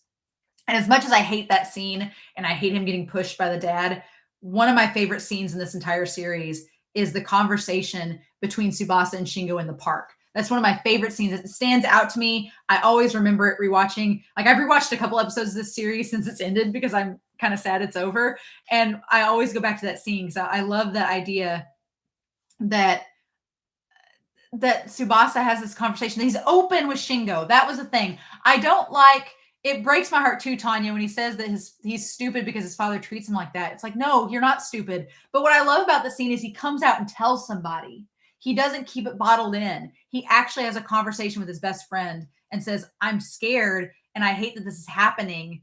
And he tells Shingo what's going on. And Shingo's there for him. It's like, it's pretty much a confession scene. Like in any other anime, it'd be like the confession scene, like in Given where they're outside with the cans by the vending machine, like in Free when they're outside by the vending machine. Like it's a stereotypical like confessing scene between characters, but it's so heartfelt. And I love that Shingo is so compassionate and tolerant and understanding and is a total friend. It's like best bros. It's like total friendship. I'm here for you. I'm going to be here for you. Like we'll get through this. I was like, I want them to stay there for each other. And the thing is, we don't see Tsubasa in the epilogue. We don't see him in the epilogue. So I'm like, we don't know what happens to him. I'm like, what? We see that Shingo goes to a military school, a military academy, which is really interesting that Shingo is in a military academy. We see that. And I thought that was an interesting twist. So I wonder if like the mom was, because the mom made the comment throughout this whole series. She was commenting about how much of a delinquent Shingo was when Shingo's like the farthest thing from a delinquent. I'm like, are you serious? And she was talking about how his behavior was negatively affecting their daughter. I was like, you're just jealous of him. Stop. So I wonder if the stepmom got to the point where she was like, he needs to go to a military school to straighten up. And so the dad was like, okay. And it doesn't seem like Shingo's sad to be there. It seems like Shingo is embracing it. And in the epilogue is totally okay with being in the academy. And he has like the little suit and everything on and looks good. But okay, so Tsubasa was in a club, but his teammates didn't take it seriously. Okay. So Tsubasa was in the epilogue. I just missed it. And interesting. So maybe Tsubasa and Toma could become partners. Maybe Tsubasa could find Toma and they could become partners. And it'd be Tsubasa and Toma versus Maki and Arashi. Oh man, it would be like Toma and Tsubasa, the pairs that have had their other halves split from them. Toma's had Maki split from him and taken over to Arashi. Tsubasa has had Shingo split from him and taken to a military academy. They're both parts of halves that have been unfulfilled, and they find each other and become partners and go from there and realize the power of friendship. They become best friends from that moment. Can we make this canon, creator? Is this where you were going? Please let this be where you were going. But yeah, the mom just sent him away, Wushin. The mom just sent Shingo away. And it seems like Shingo's okay with it because Shingo is a really optimistic character. But I just want Tsubasa to like run to the military academy and find him like they're in high school being like, best bro. I need that. I want there to still be that friendship between Tsubasa and Shingo. I want it to be there and I want it to be expanded upon. So with these two characters, I now want Tsubasa and Toma to become a duo, the unrequited halves getting together and becoming a duo. And then I want Tsubasa to go chase after Shingo and go to the military academy and be like have him a bento ready. And he's like, I got you a bento, bestie. Like, I want that. My heart needs that. I need happy endings for these boys, not the sad, depressing stuff that the epilogue is hinting at. I need happy endings for all of our boys in this show. I really, really do. So with the other characters, Itsuki's character, I don't think, did we see Itsuki in the epilogue? Did we see Itsuki? Was he there? Itsuki's character right off the bat was like the first, other than Maki, the first traumatic parental drama that we got introduced to was Itsuki and the mom pouring the boiling water on him, crying. And I agree with Goddess. I agree 100% that I think that it was a culmination of the dad being in jail or the dad not being there, of the mom dealing with, because I honestly have had a friend, one of my really, really close friends, she had a son a few years ago, her first kid, and she had postpartum depression. And to hear her talk about it is terrifying because she's like, I wasn't a person like I normally am. She's like, I couldn't think straight. She's like, I was depressed. I couldn't be happy with anything. I was constantly like, I don't think she said she was suicidal, but she said that she constantly felt just wore down, ragged, and like nothing was going right. And I felt so bad for her. And her child had colic. And so it was really bad because the kid was crying all the time and she could never console him. And it was really depressing and sad. And I was like, oh my gosh. And she talked about like how she had to get help. Like she had to go out and get help because she's like, I can't do this. And luckily her husband is really supportive. And he was like, we need to go get help. And she got it, thankfully. And she's fine now. Everything is good. But to hear her talk about it and for Goddess you to bring that up about Itsuki's mom having postpartum depression, I really think that it's a possibility. And I kept thinking of Todoroki from My Hero Academia and that whole thing with the boiling water and the scar. And what I love about this series is that Itsuki and his sister being in soft tennis too, and his sister being one of the good players too, they both have soft tennis as their safe spaces, him and his sister.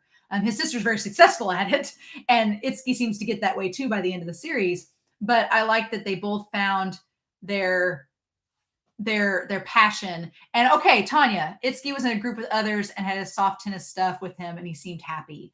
Good. Which Itsuki's partner was Rintaro. So I'm hoping that like Rintaro, Itsuki is finding passion and finding happiness in soft tennis. I really want that for him because Itsuki deserves it. And I like the idea of Itsuki and his sibling.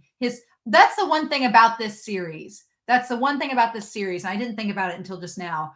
Every sibling is supportive of their other sibling in this series. Ryoma's supportive of Toma. Itsuki's sister's supportive of him. Yuta's sisters are supportive. Tsubasa's brothers are supportive. The little sister of Shingo is as supportive as a little tiny sister can be. Like, all the siblings seem to be supportive.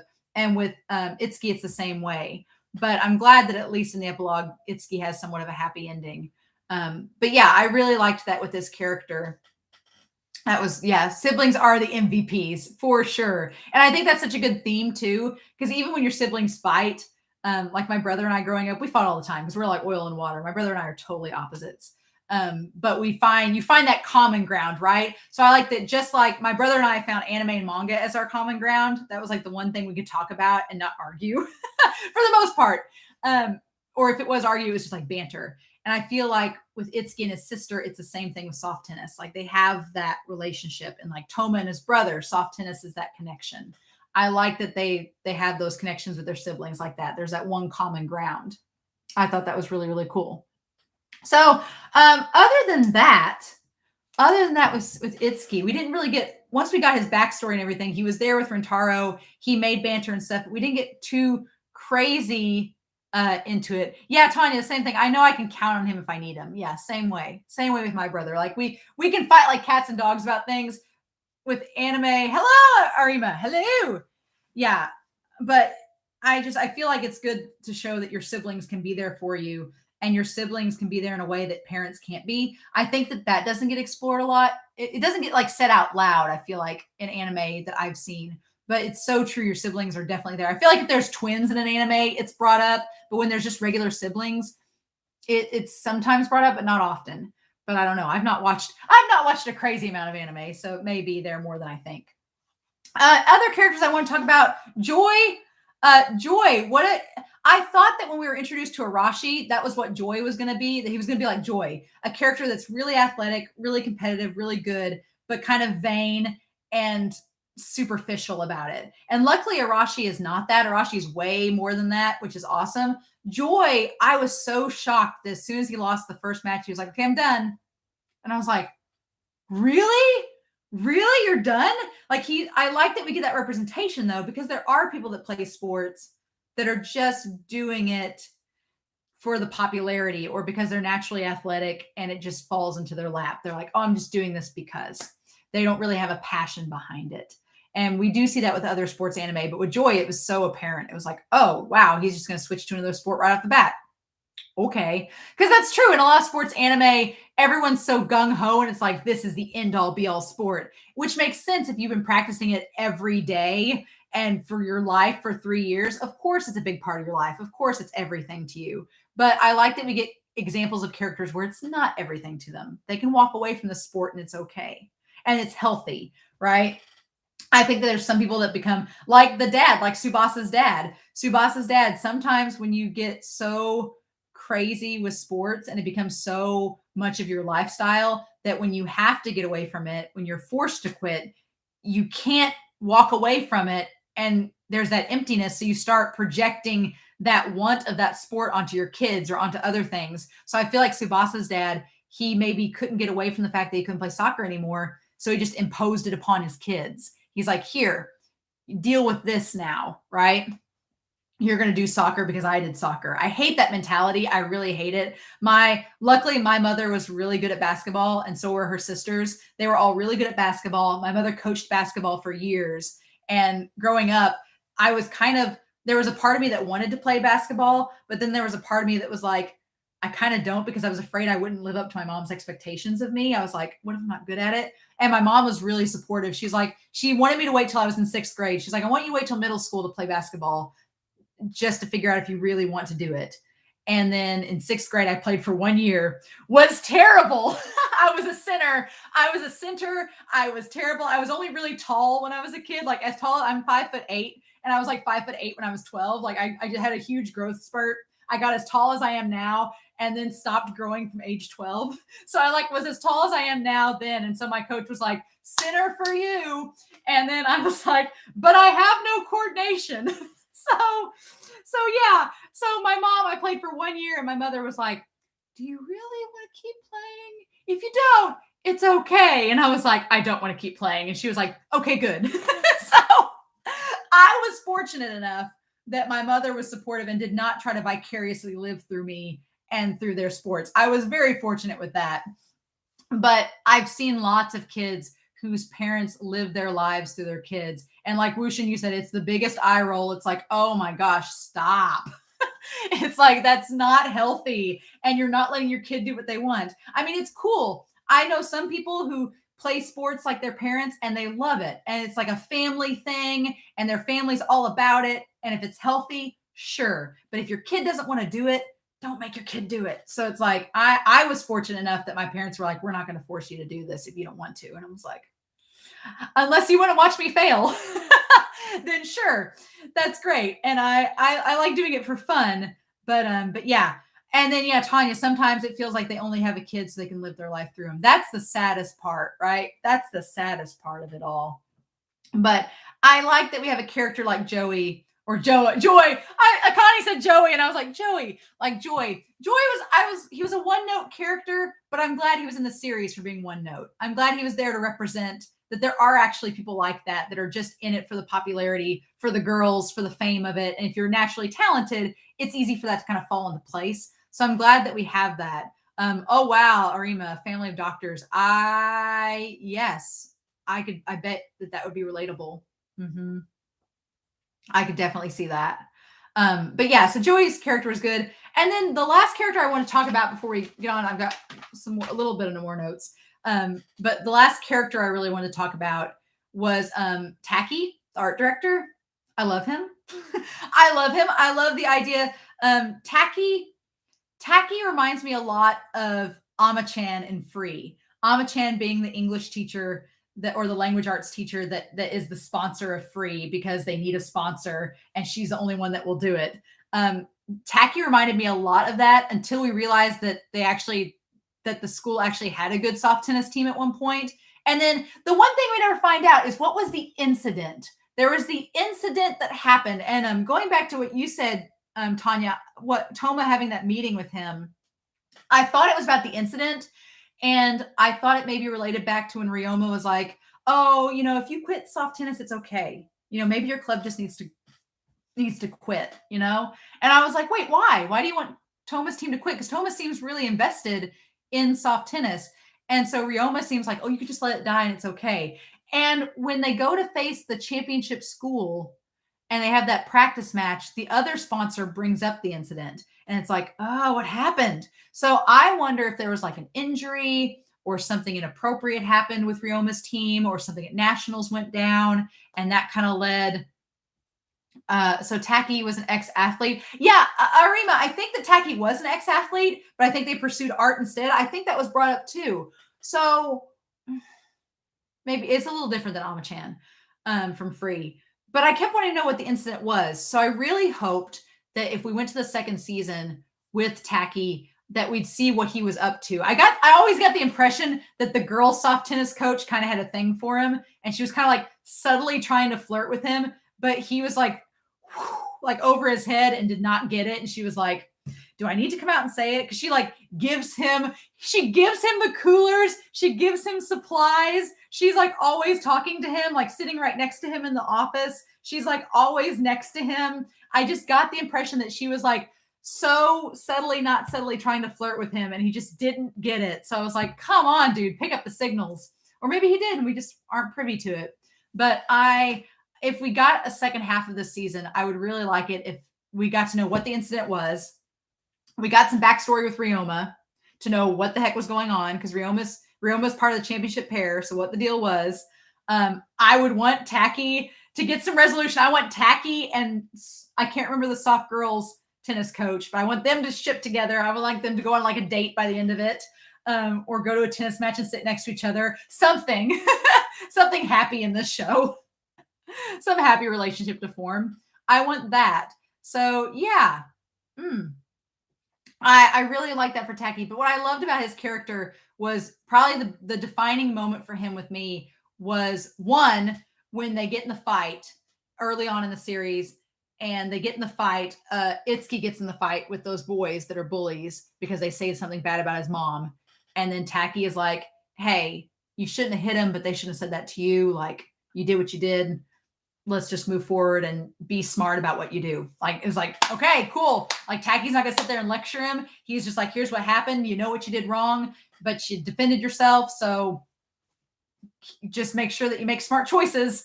I loved that moment. And then the moment with Mitsu when Tacky was telling her about the artwork that he does and that you do stuff that makes you happy. I was like, damn, I agree. Aranxa, I agree that these kids need a hug. They need a therapist. They need a hug.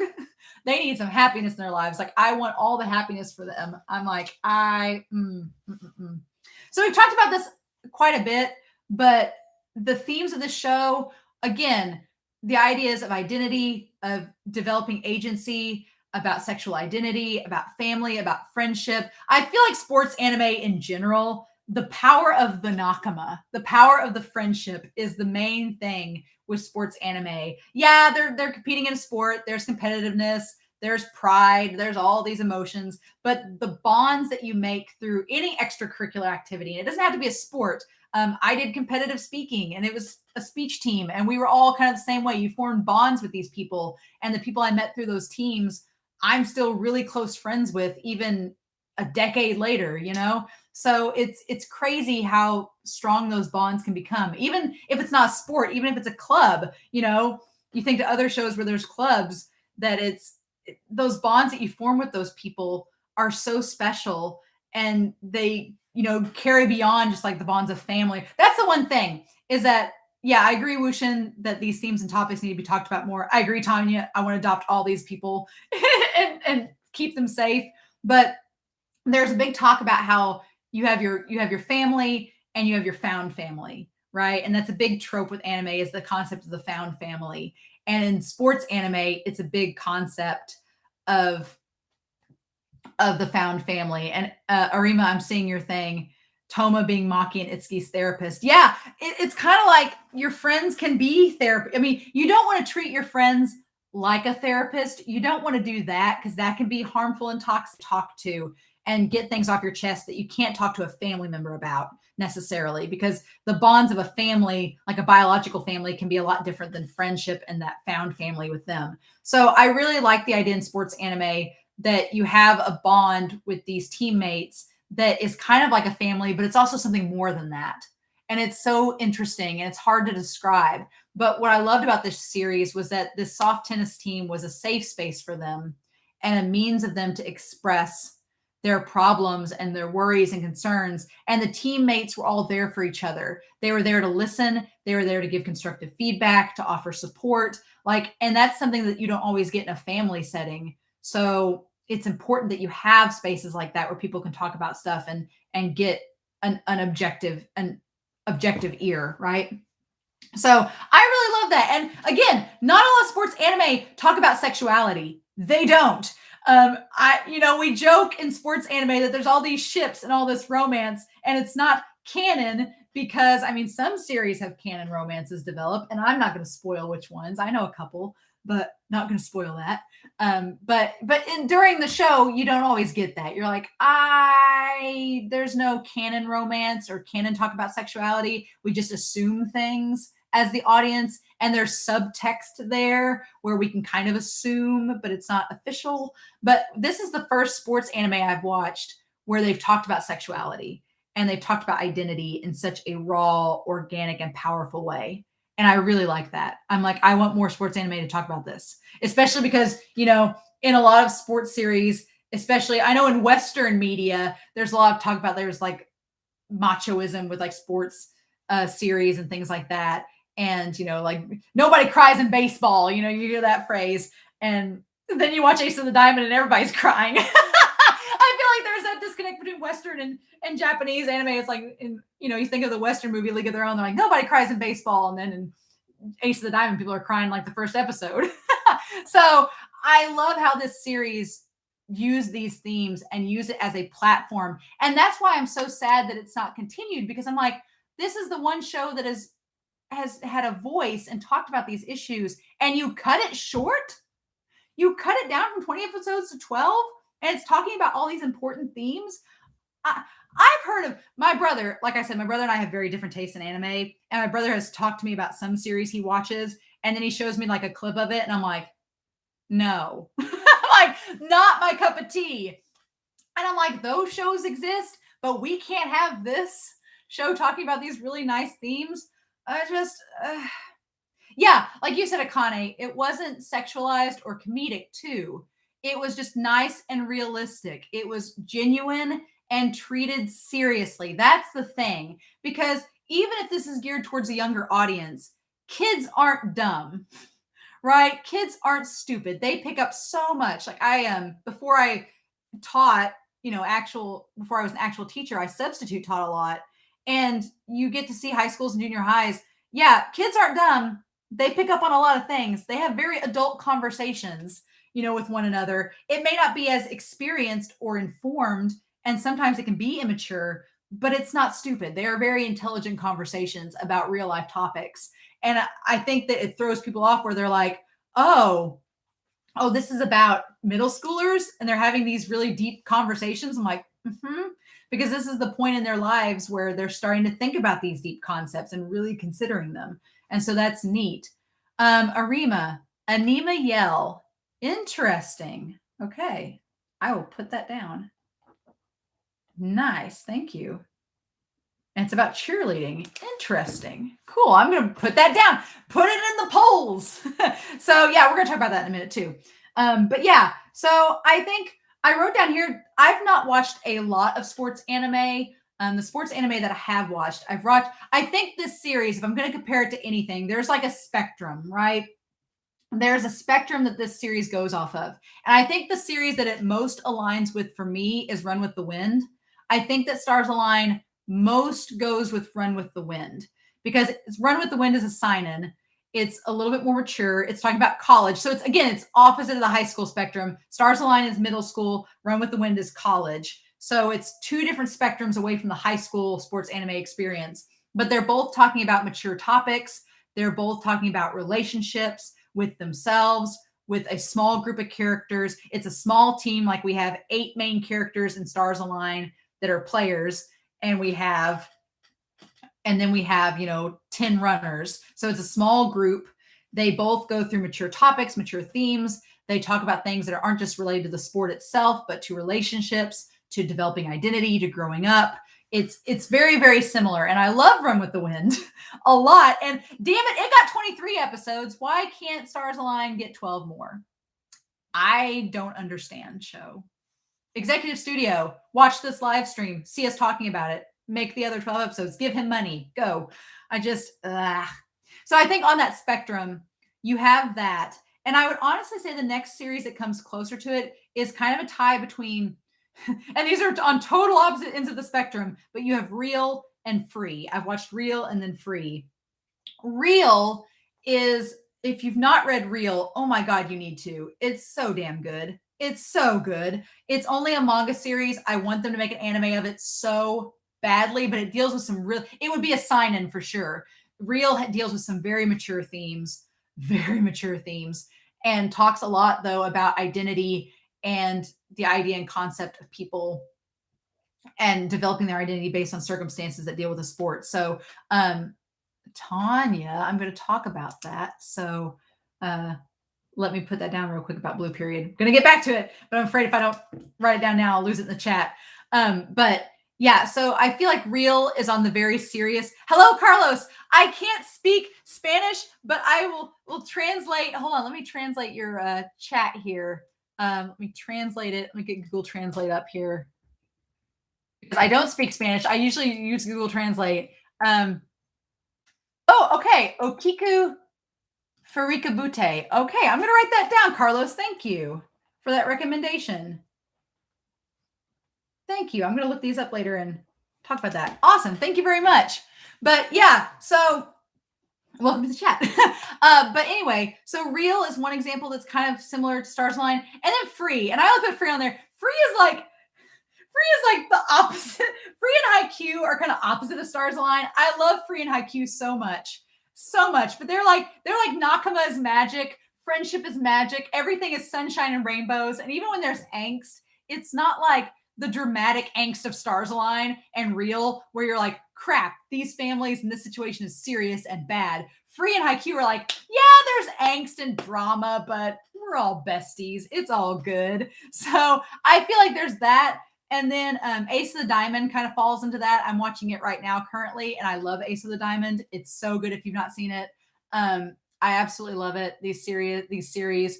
And then Slam Dunk is the other one. Slam Dunk, I feel Slam Dunk is probably the most, it's classic, but it's the most stereotypical of the shonen sports anime. It's like when I think of a sports anime, the first thing I'm like, Slam Dunk meets all the criteria of what you think of a stereotypical sports anime. And then luckily, these other series that I've watched, Real, who's created by the same guy as Slam Dunk, but is a much more mature, in-depth series.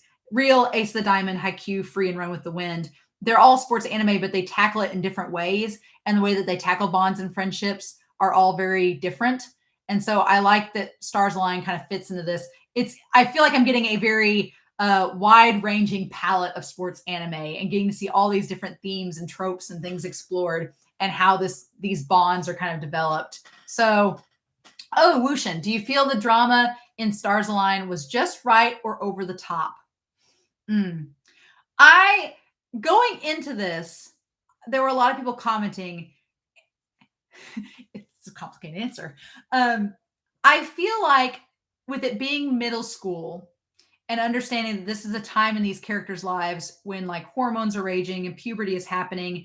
And I feel like middle school is so melodramatic in general that it makes sense that the drama kind of matches the tone of where this series is taking place at. And I like the idea that each family is representing a different dramatic struggle that a kid at this age would be going through. So in that respect, I don't think it's over the top. I think it matches very well. But I think the tonal whiplash at times is crazy. I'm thinking like the ending of I liked the tonal whiplash at the end of episode 1 because it quickly established that nope, this is a serious show and there's going to be some serious stuff talked about. So it's not just going to be this fun little light fluffy show. And I was like, oh, okay, this is what we're getting into. Cool. So I don't think that was over the top. I feel bad because I feel like the end scene with Maki, because there's no resolution at the end of episode 12 and it's just him getting the knife and going to his dad's place and we don't have context. We just see the conversation with Sho and then it immediately cuts to him going to his dad's apartment to apparently stab him. I was like, what are we doing? And the only part that I felt over the top, there were two family dynamics that I felt were over the top for me in this show. One was Yuta's mom at the end of episode 8. I get why it happens. And I get that it's to reestablish that, yeah, we really had this really deep, engaging talk with Maki and Yuta. And it was a talk that needs to happen. But the reality is that talk can occur and there's still going to be parental issues that are going to be problematic like that. So I feel like it was over the top, the mom having that confrontation with Yuta, but I get why it happens to show that Yuta's still struggling. Even though Yuta had that conversation with Maki and it was probably the best thing to happen, he's still on a day-to-day basis going to have to struggle. And so I felt bad for him and I felt like that. I'm going to get to your comment here in Arima in just a second. And then the other scene that I thought was over the top was at the end of episode the end of the conversation, episode 12 with Toma and his mom. I was like, I totally understand the mom saying she's getting a divorce and feeling relieved. Like this is her chance to finally get relief and feel like she can get away from things that are bothering her in her life. Unfortunately, her son and her husband. But I felt the whole conversation where she's like, I hate you. That was over the top for me. I was like, there is no reason for that. Like your son just called you to tell you how happy he was about winning a game. You couldn't just say the divorce thing and let it go. Why'd you have to smile and tell your son that you hate him? That I felt was over the top. I would say 90% of the show, I don't feel like it was over the top. I felt like it matched the tone, the middle school, establishing the family dynamics. I felt like it for the most part, it was fine. But there were a couple moments that I was like, yeah. Tanya, I'm looking up at your comment. You're like, let's just not remember Rin and his family. Okay, yeah, that is the saddest thing in Free is Rin and his family. That is legit drama and legit sadness. It's not melodrama though. It's not over the top family melodrama. It's a legit sad thing that happened. So it's a little different. It's a little different. We'll talk about Blue Period in a minute. And you said Sasaki to Miyano. Oh, I've heard of Sasaki to Miyano. Yes. I've seen people talk about that. Maybe Wushin's talked about that. And yeah, I think maybe Wushin's talked about that. It's coming in January 2022. Yay. So by the time I get done with Ace of the Diamond, it'll be out. So yeah, so yes, thank you, Wushin. I was like, you've mentioned this. I know this. I was like, it's Celine Dion is playing in my head and it's all coming back to me now. It's like blaring in my brain. I was like, yeah, you have mentioned it. Thank you. Yeah, Sasaki to Miyano. Got it. So yeah, as far as a genre, I guess this is a sports anime. I feel like it's kind of like Run with the Wind, where it is a sports anime because it is a sports anime because they explain soft tennis and it's incorporated throughout the whole season. But here's my thing. If they were able to finish this series, would the creator focus as much on soft tennis as he has, or would it get more into the dynamics of the characters and their families? I think it's the latter. I think that if this show were allowed to continue, it would get more into the dynamics of the families and the characters, and soft tennis would become like the backdrop, right? And Wushin, that's a really good point. It's a sports anime, like Given is a music anime. Yeah, it's much more. I'm huge into character-driven shows. As y'all know, I love a character-driven show. Like the plot's great, the genre's great, but if it's got good characters and they have great interactions and conversations, I'm all for that. So I really hope that the creator, one, gets to finish this series, and that it becomes more about the family and the characters. Now that these characters are older too, if there's a 2-year time skip, that it allows the characters to kind of develop it. The first part of the series set up all the drama. It set up the plot threads, the issues, what we're working towards fixing, or at least making progress with. And then I feel like the second half was going to deal with that and how those characters engaged and moved forward. So I'm hoping that the creator one day gets to finish this series. And if he does, I'm watching it. Done deal. No polls. It's just going to happen. Why some people don't react to this show, because I feel like if they don't realize how good it is going in, they're like, I don't know if I want to start a show that just got cut off halfway. But I'm glad y'all voted for this show. I'm glad it almost won the original sports anime poll that I did, but I'm kind of glad that it didn't. Because when I first did a sports anime poll, I'd finished Hanako-kun, and I'd finished Given, and the show that replaced Given was Banana Fish, and the show that replaced Hanako-kun, I decided I wanted to do a sports anime, and Stars Align was winning up until the last day of voting, and in the last day, by like 3 votes, Free and Run with the Wind tied. And so I watched Free and Run with the Wind at the same time, and then I'm glad that I did, because I think if I had started out with Stars Align without having no other sports anime context, I don't think I would be able to compare it and get as much out of it as I have now. So I am glad that it took second place that day, and that eventually, and it took second place to Skate. And so then I had the poll to replace it, and I did a poll on Patreon, and Akane says, you said Banana Fish and you have 100% of my attention. I actually have. I'm going to talk about some upcoming videos here in a second. Remind me of that. So yeah, I really am glad that I got to watch those sports anime before I watched Stars Align, especially Run with the Wind, because I feel like Run with the Wind and Stars Align are very similar in terms of genre. And that just gave me a whole good perspective about what a sports anime can be. That it's not just about the tournaments. It's not just about the games. It's not just about the sport itself, but it's about the characters playing the sports and those dynamics and relationships that develop because of it, and how we as the audience relate to those characters and those dynamics. That's what drives me into a show, and that's what I really love. And I think the best thing about this show, you can view it as melodramatic because there's all this drama, but I think the important thing is that everyone watching Stars Align, we can relate to a character and their struggles. We can relate some way or another to a character and their struggles in this show, and that's what makes it really special, is that it shows us how these characters cope and move forward dealing with all this melodrama. And so I hope the creator gets to complete the series. I really do, because I want them to have like closure. I'm all about closure. I like, when I start a series, I want to end it. And so I'm like, I can't imagine how this creator feels, like having all these ideas and all of this stuff they want to put on the page, and it's just not happening. Like, I'd be so frustrated. So I'm like, in the next year or so, if they can't find a backer for an anime, I'm like, dude, get an artist to draw this series for you so that you can get your stuff put out on paper. Damn, Arima, it's different. That's oof. That's on that note, I'm going to sip a tea to that. Savage. That's brutal. That's brutal. But yeah, so stars align. My heart, I hope it gets picked back up. I hope it gets completed. But I did want to talk a little bit about, now you guys are mentioning all these other shows like Banana Fish and Blue Period. So what this poll was, the series that Stars Align was that I decided to do a poll of all the second place series that had taken second place in the polls before.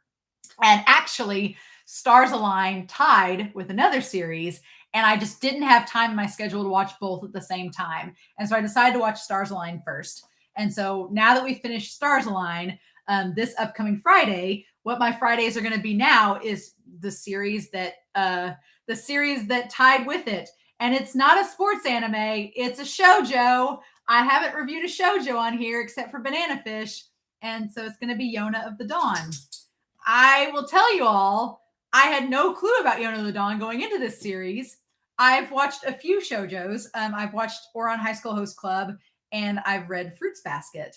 And so, yeah, Banana Fish the shoujo, defying all genre expectations in the best way possible. So yeah, I have watched Yona of the Dawn. I've watched the first 2 episodes. That's all I've watched so far. Holy cow. Have thoughts. Really am loving it. But yeah, Yona's great so far. I've not reviewed a shoujo on here with the exception of Banana Fish. And it's totally different than Banana Fish. So it's a whole different thing. I'm so excited. But yeah, Fruits Basket. I have the manga, a lot of the manga. You can't see it. But I haven't read it for years. It's been like 10 years since I've read the manga. So it's been a while. Because when I started this channel, I was like, I'm going to hold off. Because eventually I'm probably going to get to it.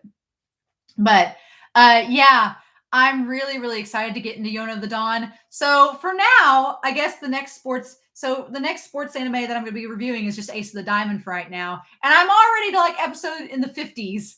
And season 1 has 75 episodes. It's crazy. I'm watching like 3 to 4 episodes at a time with Ace of the Diamond, just because otherwise I'd be spending 3 years watching it. And I can't do that.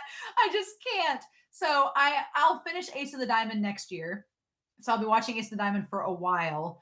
But obviously the sports poll, I'm going to keep Ace of the Diamond that slot. I'm going to keep it a sports anime always, because I always want to be watching a sports anime because I love sports anime so much. I've become addicted to them now.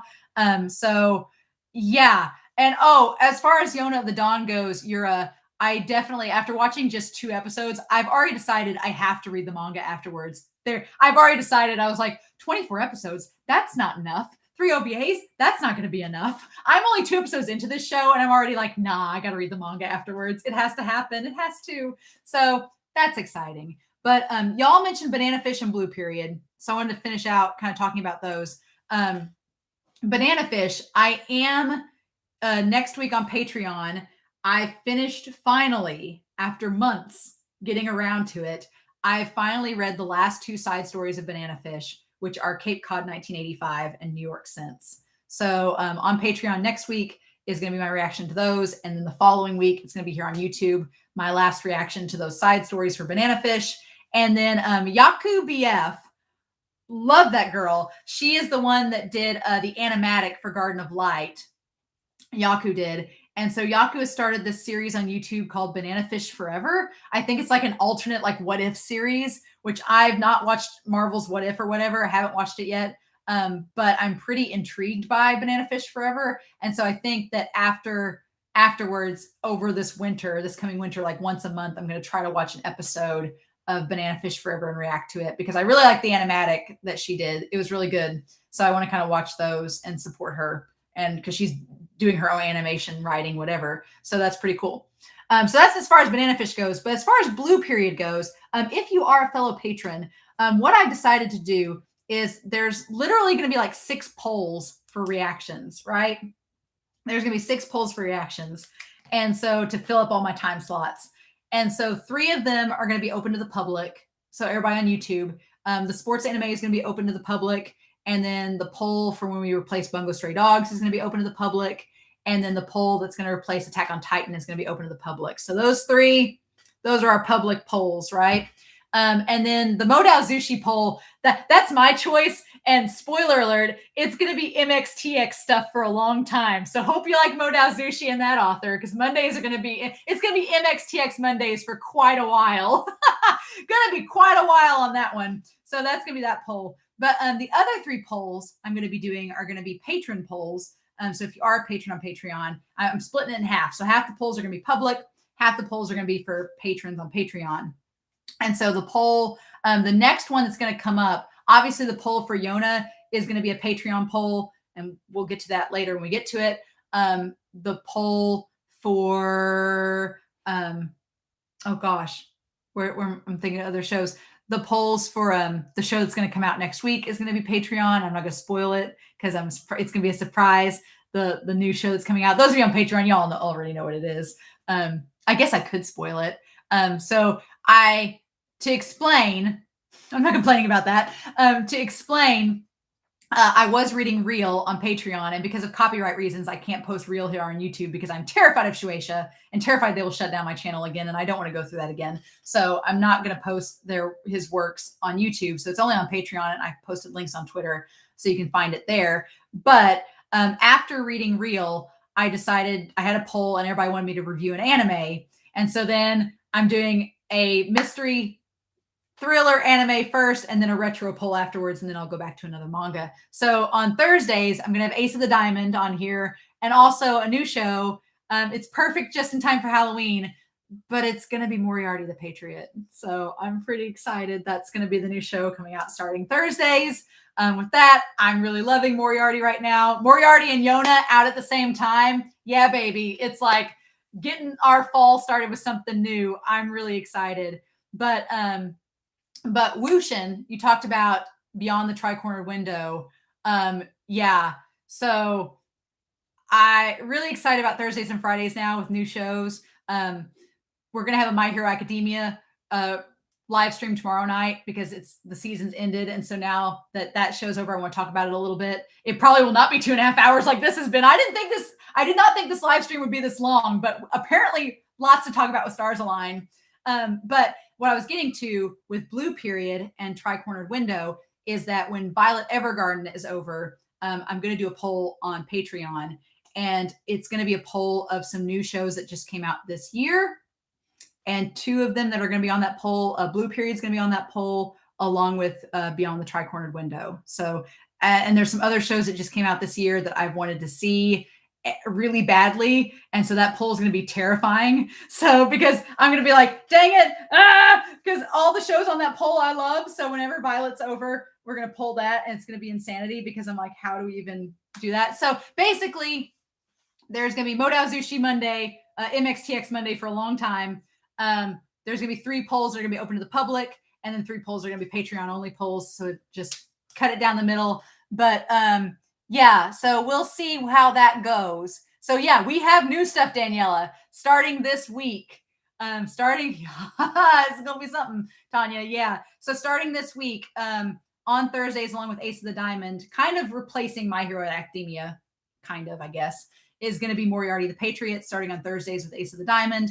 And then on Fridays, replacing Stars Line is going to be Yona of the Dawn. So I'm pretty excited. 2 shows that are very different. But I'm already watched the first couple episodes for each of them. I'm so hyped because I love both of them so far. They're really exciting. So that's going to be a lot of fun. I'm all excited about it. So, and then when Violet's over, we'll see a new show there. So it's exciting. We've got some long running shows like, I am excited to eventually get to Scum Villain. That's going to be fun. But yeah, so right now we've got 3 long running series. We've got Bungo, Attack on Titan, and Ace of the Diamond, which are our 3 long running series right now that I'm getting through and loving. And then we have these. Violet's going to be over in November, sadly. If my tear ducts can make it, my tear ducts with Violet are about expensive. Those of you on Patreon, episode 10, I'm going to warn you. I didn't get through. I almost didn't get through the discussion with episode 10 of Violet. I almost could not because I was crying the whole time. So exciting times. But yeah, so then we'll have new shows starting this week and into November. So I'm really excited. I'm always sad when a show ends. I'm sad when a show ends because especially if it's a good show like Stars Align, I'm sad when it's over. But the good news is that now I can see all the Stars Align fan fiction. I can see all the Stars Align fan art. I'm not going to be spoiled, and I can keep up with the creator to see if Stars Align gets a second season. I hope it does. I hope if there's a petition out there that we can sign it because I really want to. But yeah, so I'm excited for the new shows that are coming up. It's going to be a lot of fun. I'm curious, do y'all have any other questions about Stars Align? I'm really excited to get into Yona and Moriarty and then to get into the new show in November after we get through Violet. So yeah, fun times. But guys, I've really enjoyed talking. I honestly, when I have my notes on here, I was really nervous going into this live stream. I was like, we only had 12 episodes. I was like, man, is this live stream even going to be like an hour? Because I don't know if we'll have that much to talk about. And here we are at 2.5 hours. So clearly we did. So I'm so glad y'all joined me for this. I'm glad you gave up time on your Sunday or maybe Monday where you're at. I'm glad y'all give up time to come do these live streams with me. I always enjoy them. So we've got one more live stream this month and it's going to be tomorrow. I'm going to talk about My Hero Academia. Going to talk about the series. Arima, if you have not, I have not watched a Crazy Mouse sports anime, but there are two I would three I would highly recommend. First of all, Run with the Wind. If you've not seen Run with the Wind, if you like Stars Align and you've not seen Run with the Wind, watch Run with the Wind. Definitely do it. It's so good. First of all, that series. Second of all, if you've not read Real, read it. It is so damn inspiring and so good that I can't recommend it enough. I know that a lot of people may think that it's the same author as Slam Dunk, and they're like, oh, Slam Dunk's like a stereotypical sports anime. Real is something else. It is really, if I were to push any series right now, any manga to get an anime adaptation, I'm like, why is there not a Real adaptation? Tell me why. Because you could definitely, I think with where the manga is now, the manga's ongoing. The sad thing is Inoue puts out like one volume a year of Real. It's really slow moving. That's like his passion project. It's what he's working on. But the fact that it's his passion project and that he doesn't have editors constantly down his back making him get stuff done is crazy talk. So wait, Tanya, is it your birthday? Happy birthday. Oh my gosh. I can't recommend Real enough. It's the first volume sucked me in, and it's got 14 volumes right now, and the 15th volume comes out this December. It's something else. It's really special. I like it a lot. It takes sports anime and does something tropey and then just completely changes it. I can't talk about it enough. But that one, and then I'm watching Ace of the Diamond right now. Ace of the Diamond, it's a long series, but just like Haikyuu, which I love Haikyuu so much, Ace of the Diamond is like, it's one of those series that once you get into it, it keeps sucking you in. And if you like shipping things, oh y'all, I love it. So yeah, I'd recommend those definitely. But happy birthday, Tanya. That's so awesome. I'm glad you spent part of your birthday joining this chat. That's so awesome. Thank you so much. You're always very kind and you always say have a good day. And so I hope today you have an especially good day. I hope you have a very good birthday. That's so awesome. So October is one of my favorite months because it's fall, it's Halloween, it's so exciting. It's like the great time of the year where it's like the end of summer, beginning of fall, but it's not that dreadful winter yet. So it's always a great time. So I'm so excited. Yes, Arima, Real is from the same author as Slam Dunk. And it's his passion project. It's so good. I absolutely love it. So I'll probably be posting more on Twitter about Real if I can, because it's just so good. But anyway, thank you all so much for joining me for this chat, for this 2.5 hour live stream about Stars Align. I love this series. I hope we get more of it. If we do, I'm going to react to it. But I hope you all have a wonderful week. Oh, yeah. Crispy Nats. Okay. Speaking of Crispy Nats, starting a petition. I'm seriously going to probably message him to try to do a free video with me. I really want him to. So give me courage. Send me positive vibes as I email this man as a total stranger that he's probably going to be like, and delete and get out of here. But I really want to message him because I really like his free videos. I want to message Crispy Nuts to ask him to do like a collaboration. Like maybe we could do like a ranking of characters from free, or he could help me make my bingo card for the movie, something like that. I really want him to help me because I really love his humor. So fingers crossed that he doesn't just delete my message. So we'll see how that goes. But yeah, in the meantime, I hope you all have a wonderful, wonderful week. Yeah, thanks. We'll see how that goes. But I hope you all have a wonderful week. Thank you all for joining me for this live stream. I hope to see you guys in the comments later on. And then I hope you all have a wonderful day, a wonderful week. Please stay safe. Take care. Happy birthday, Tanya. And I will talk to y'all again really soon. Bye.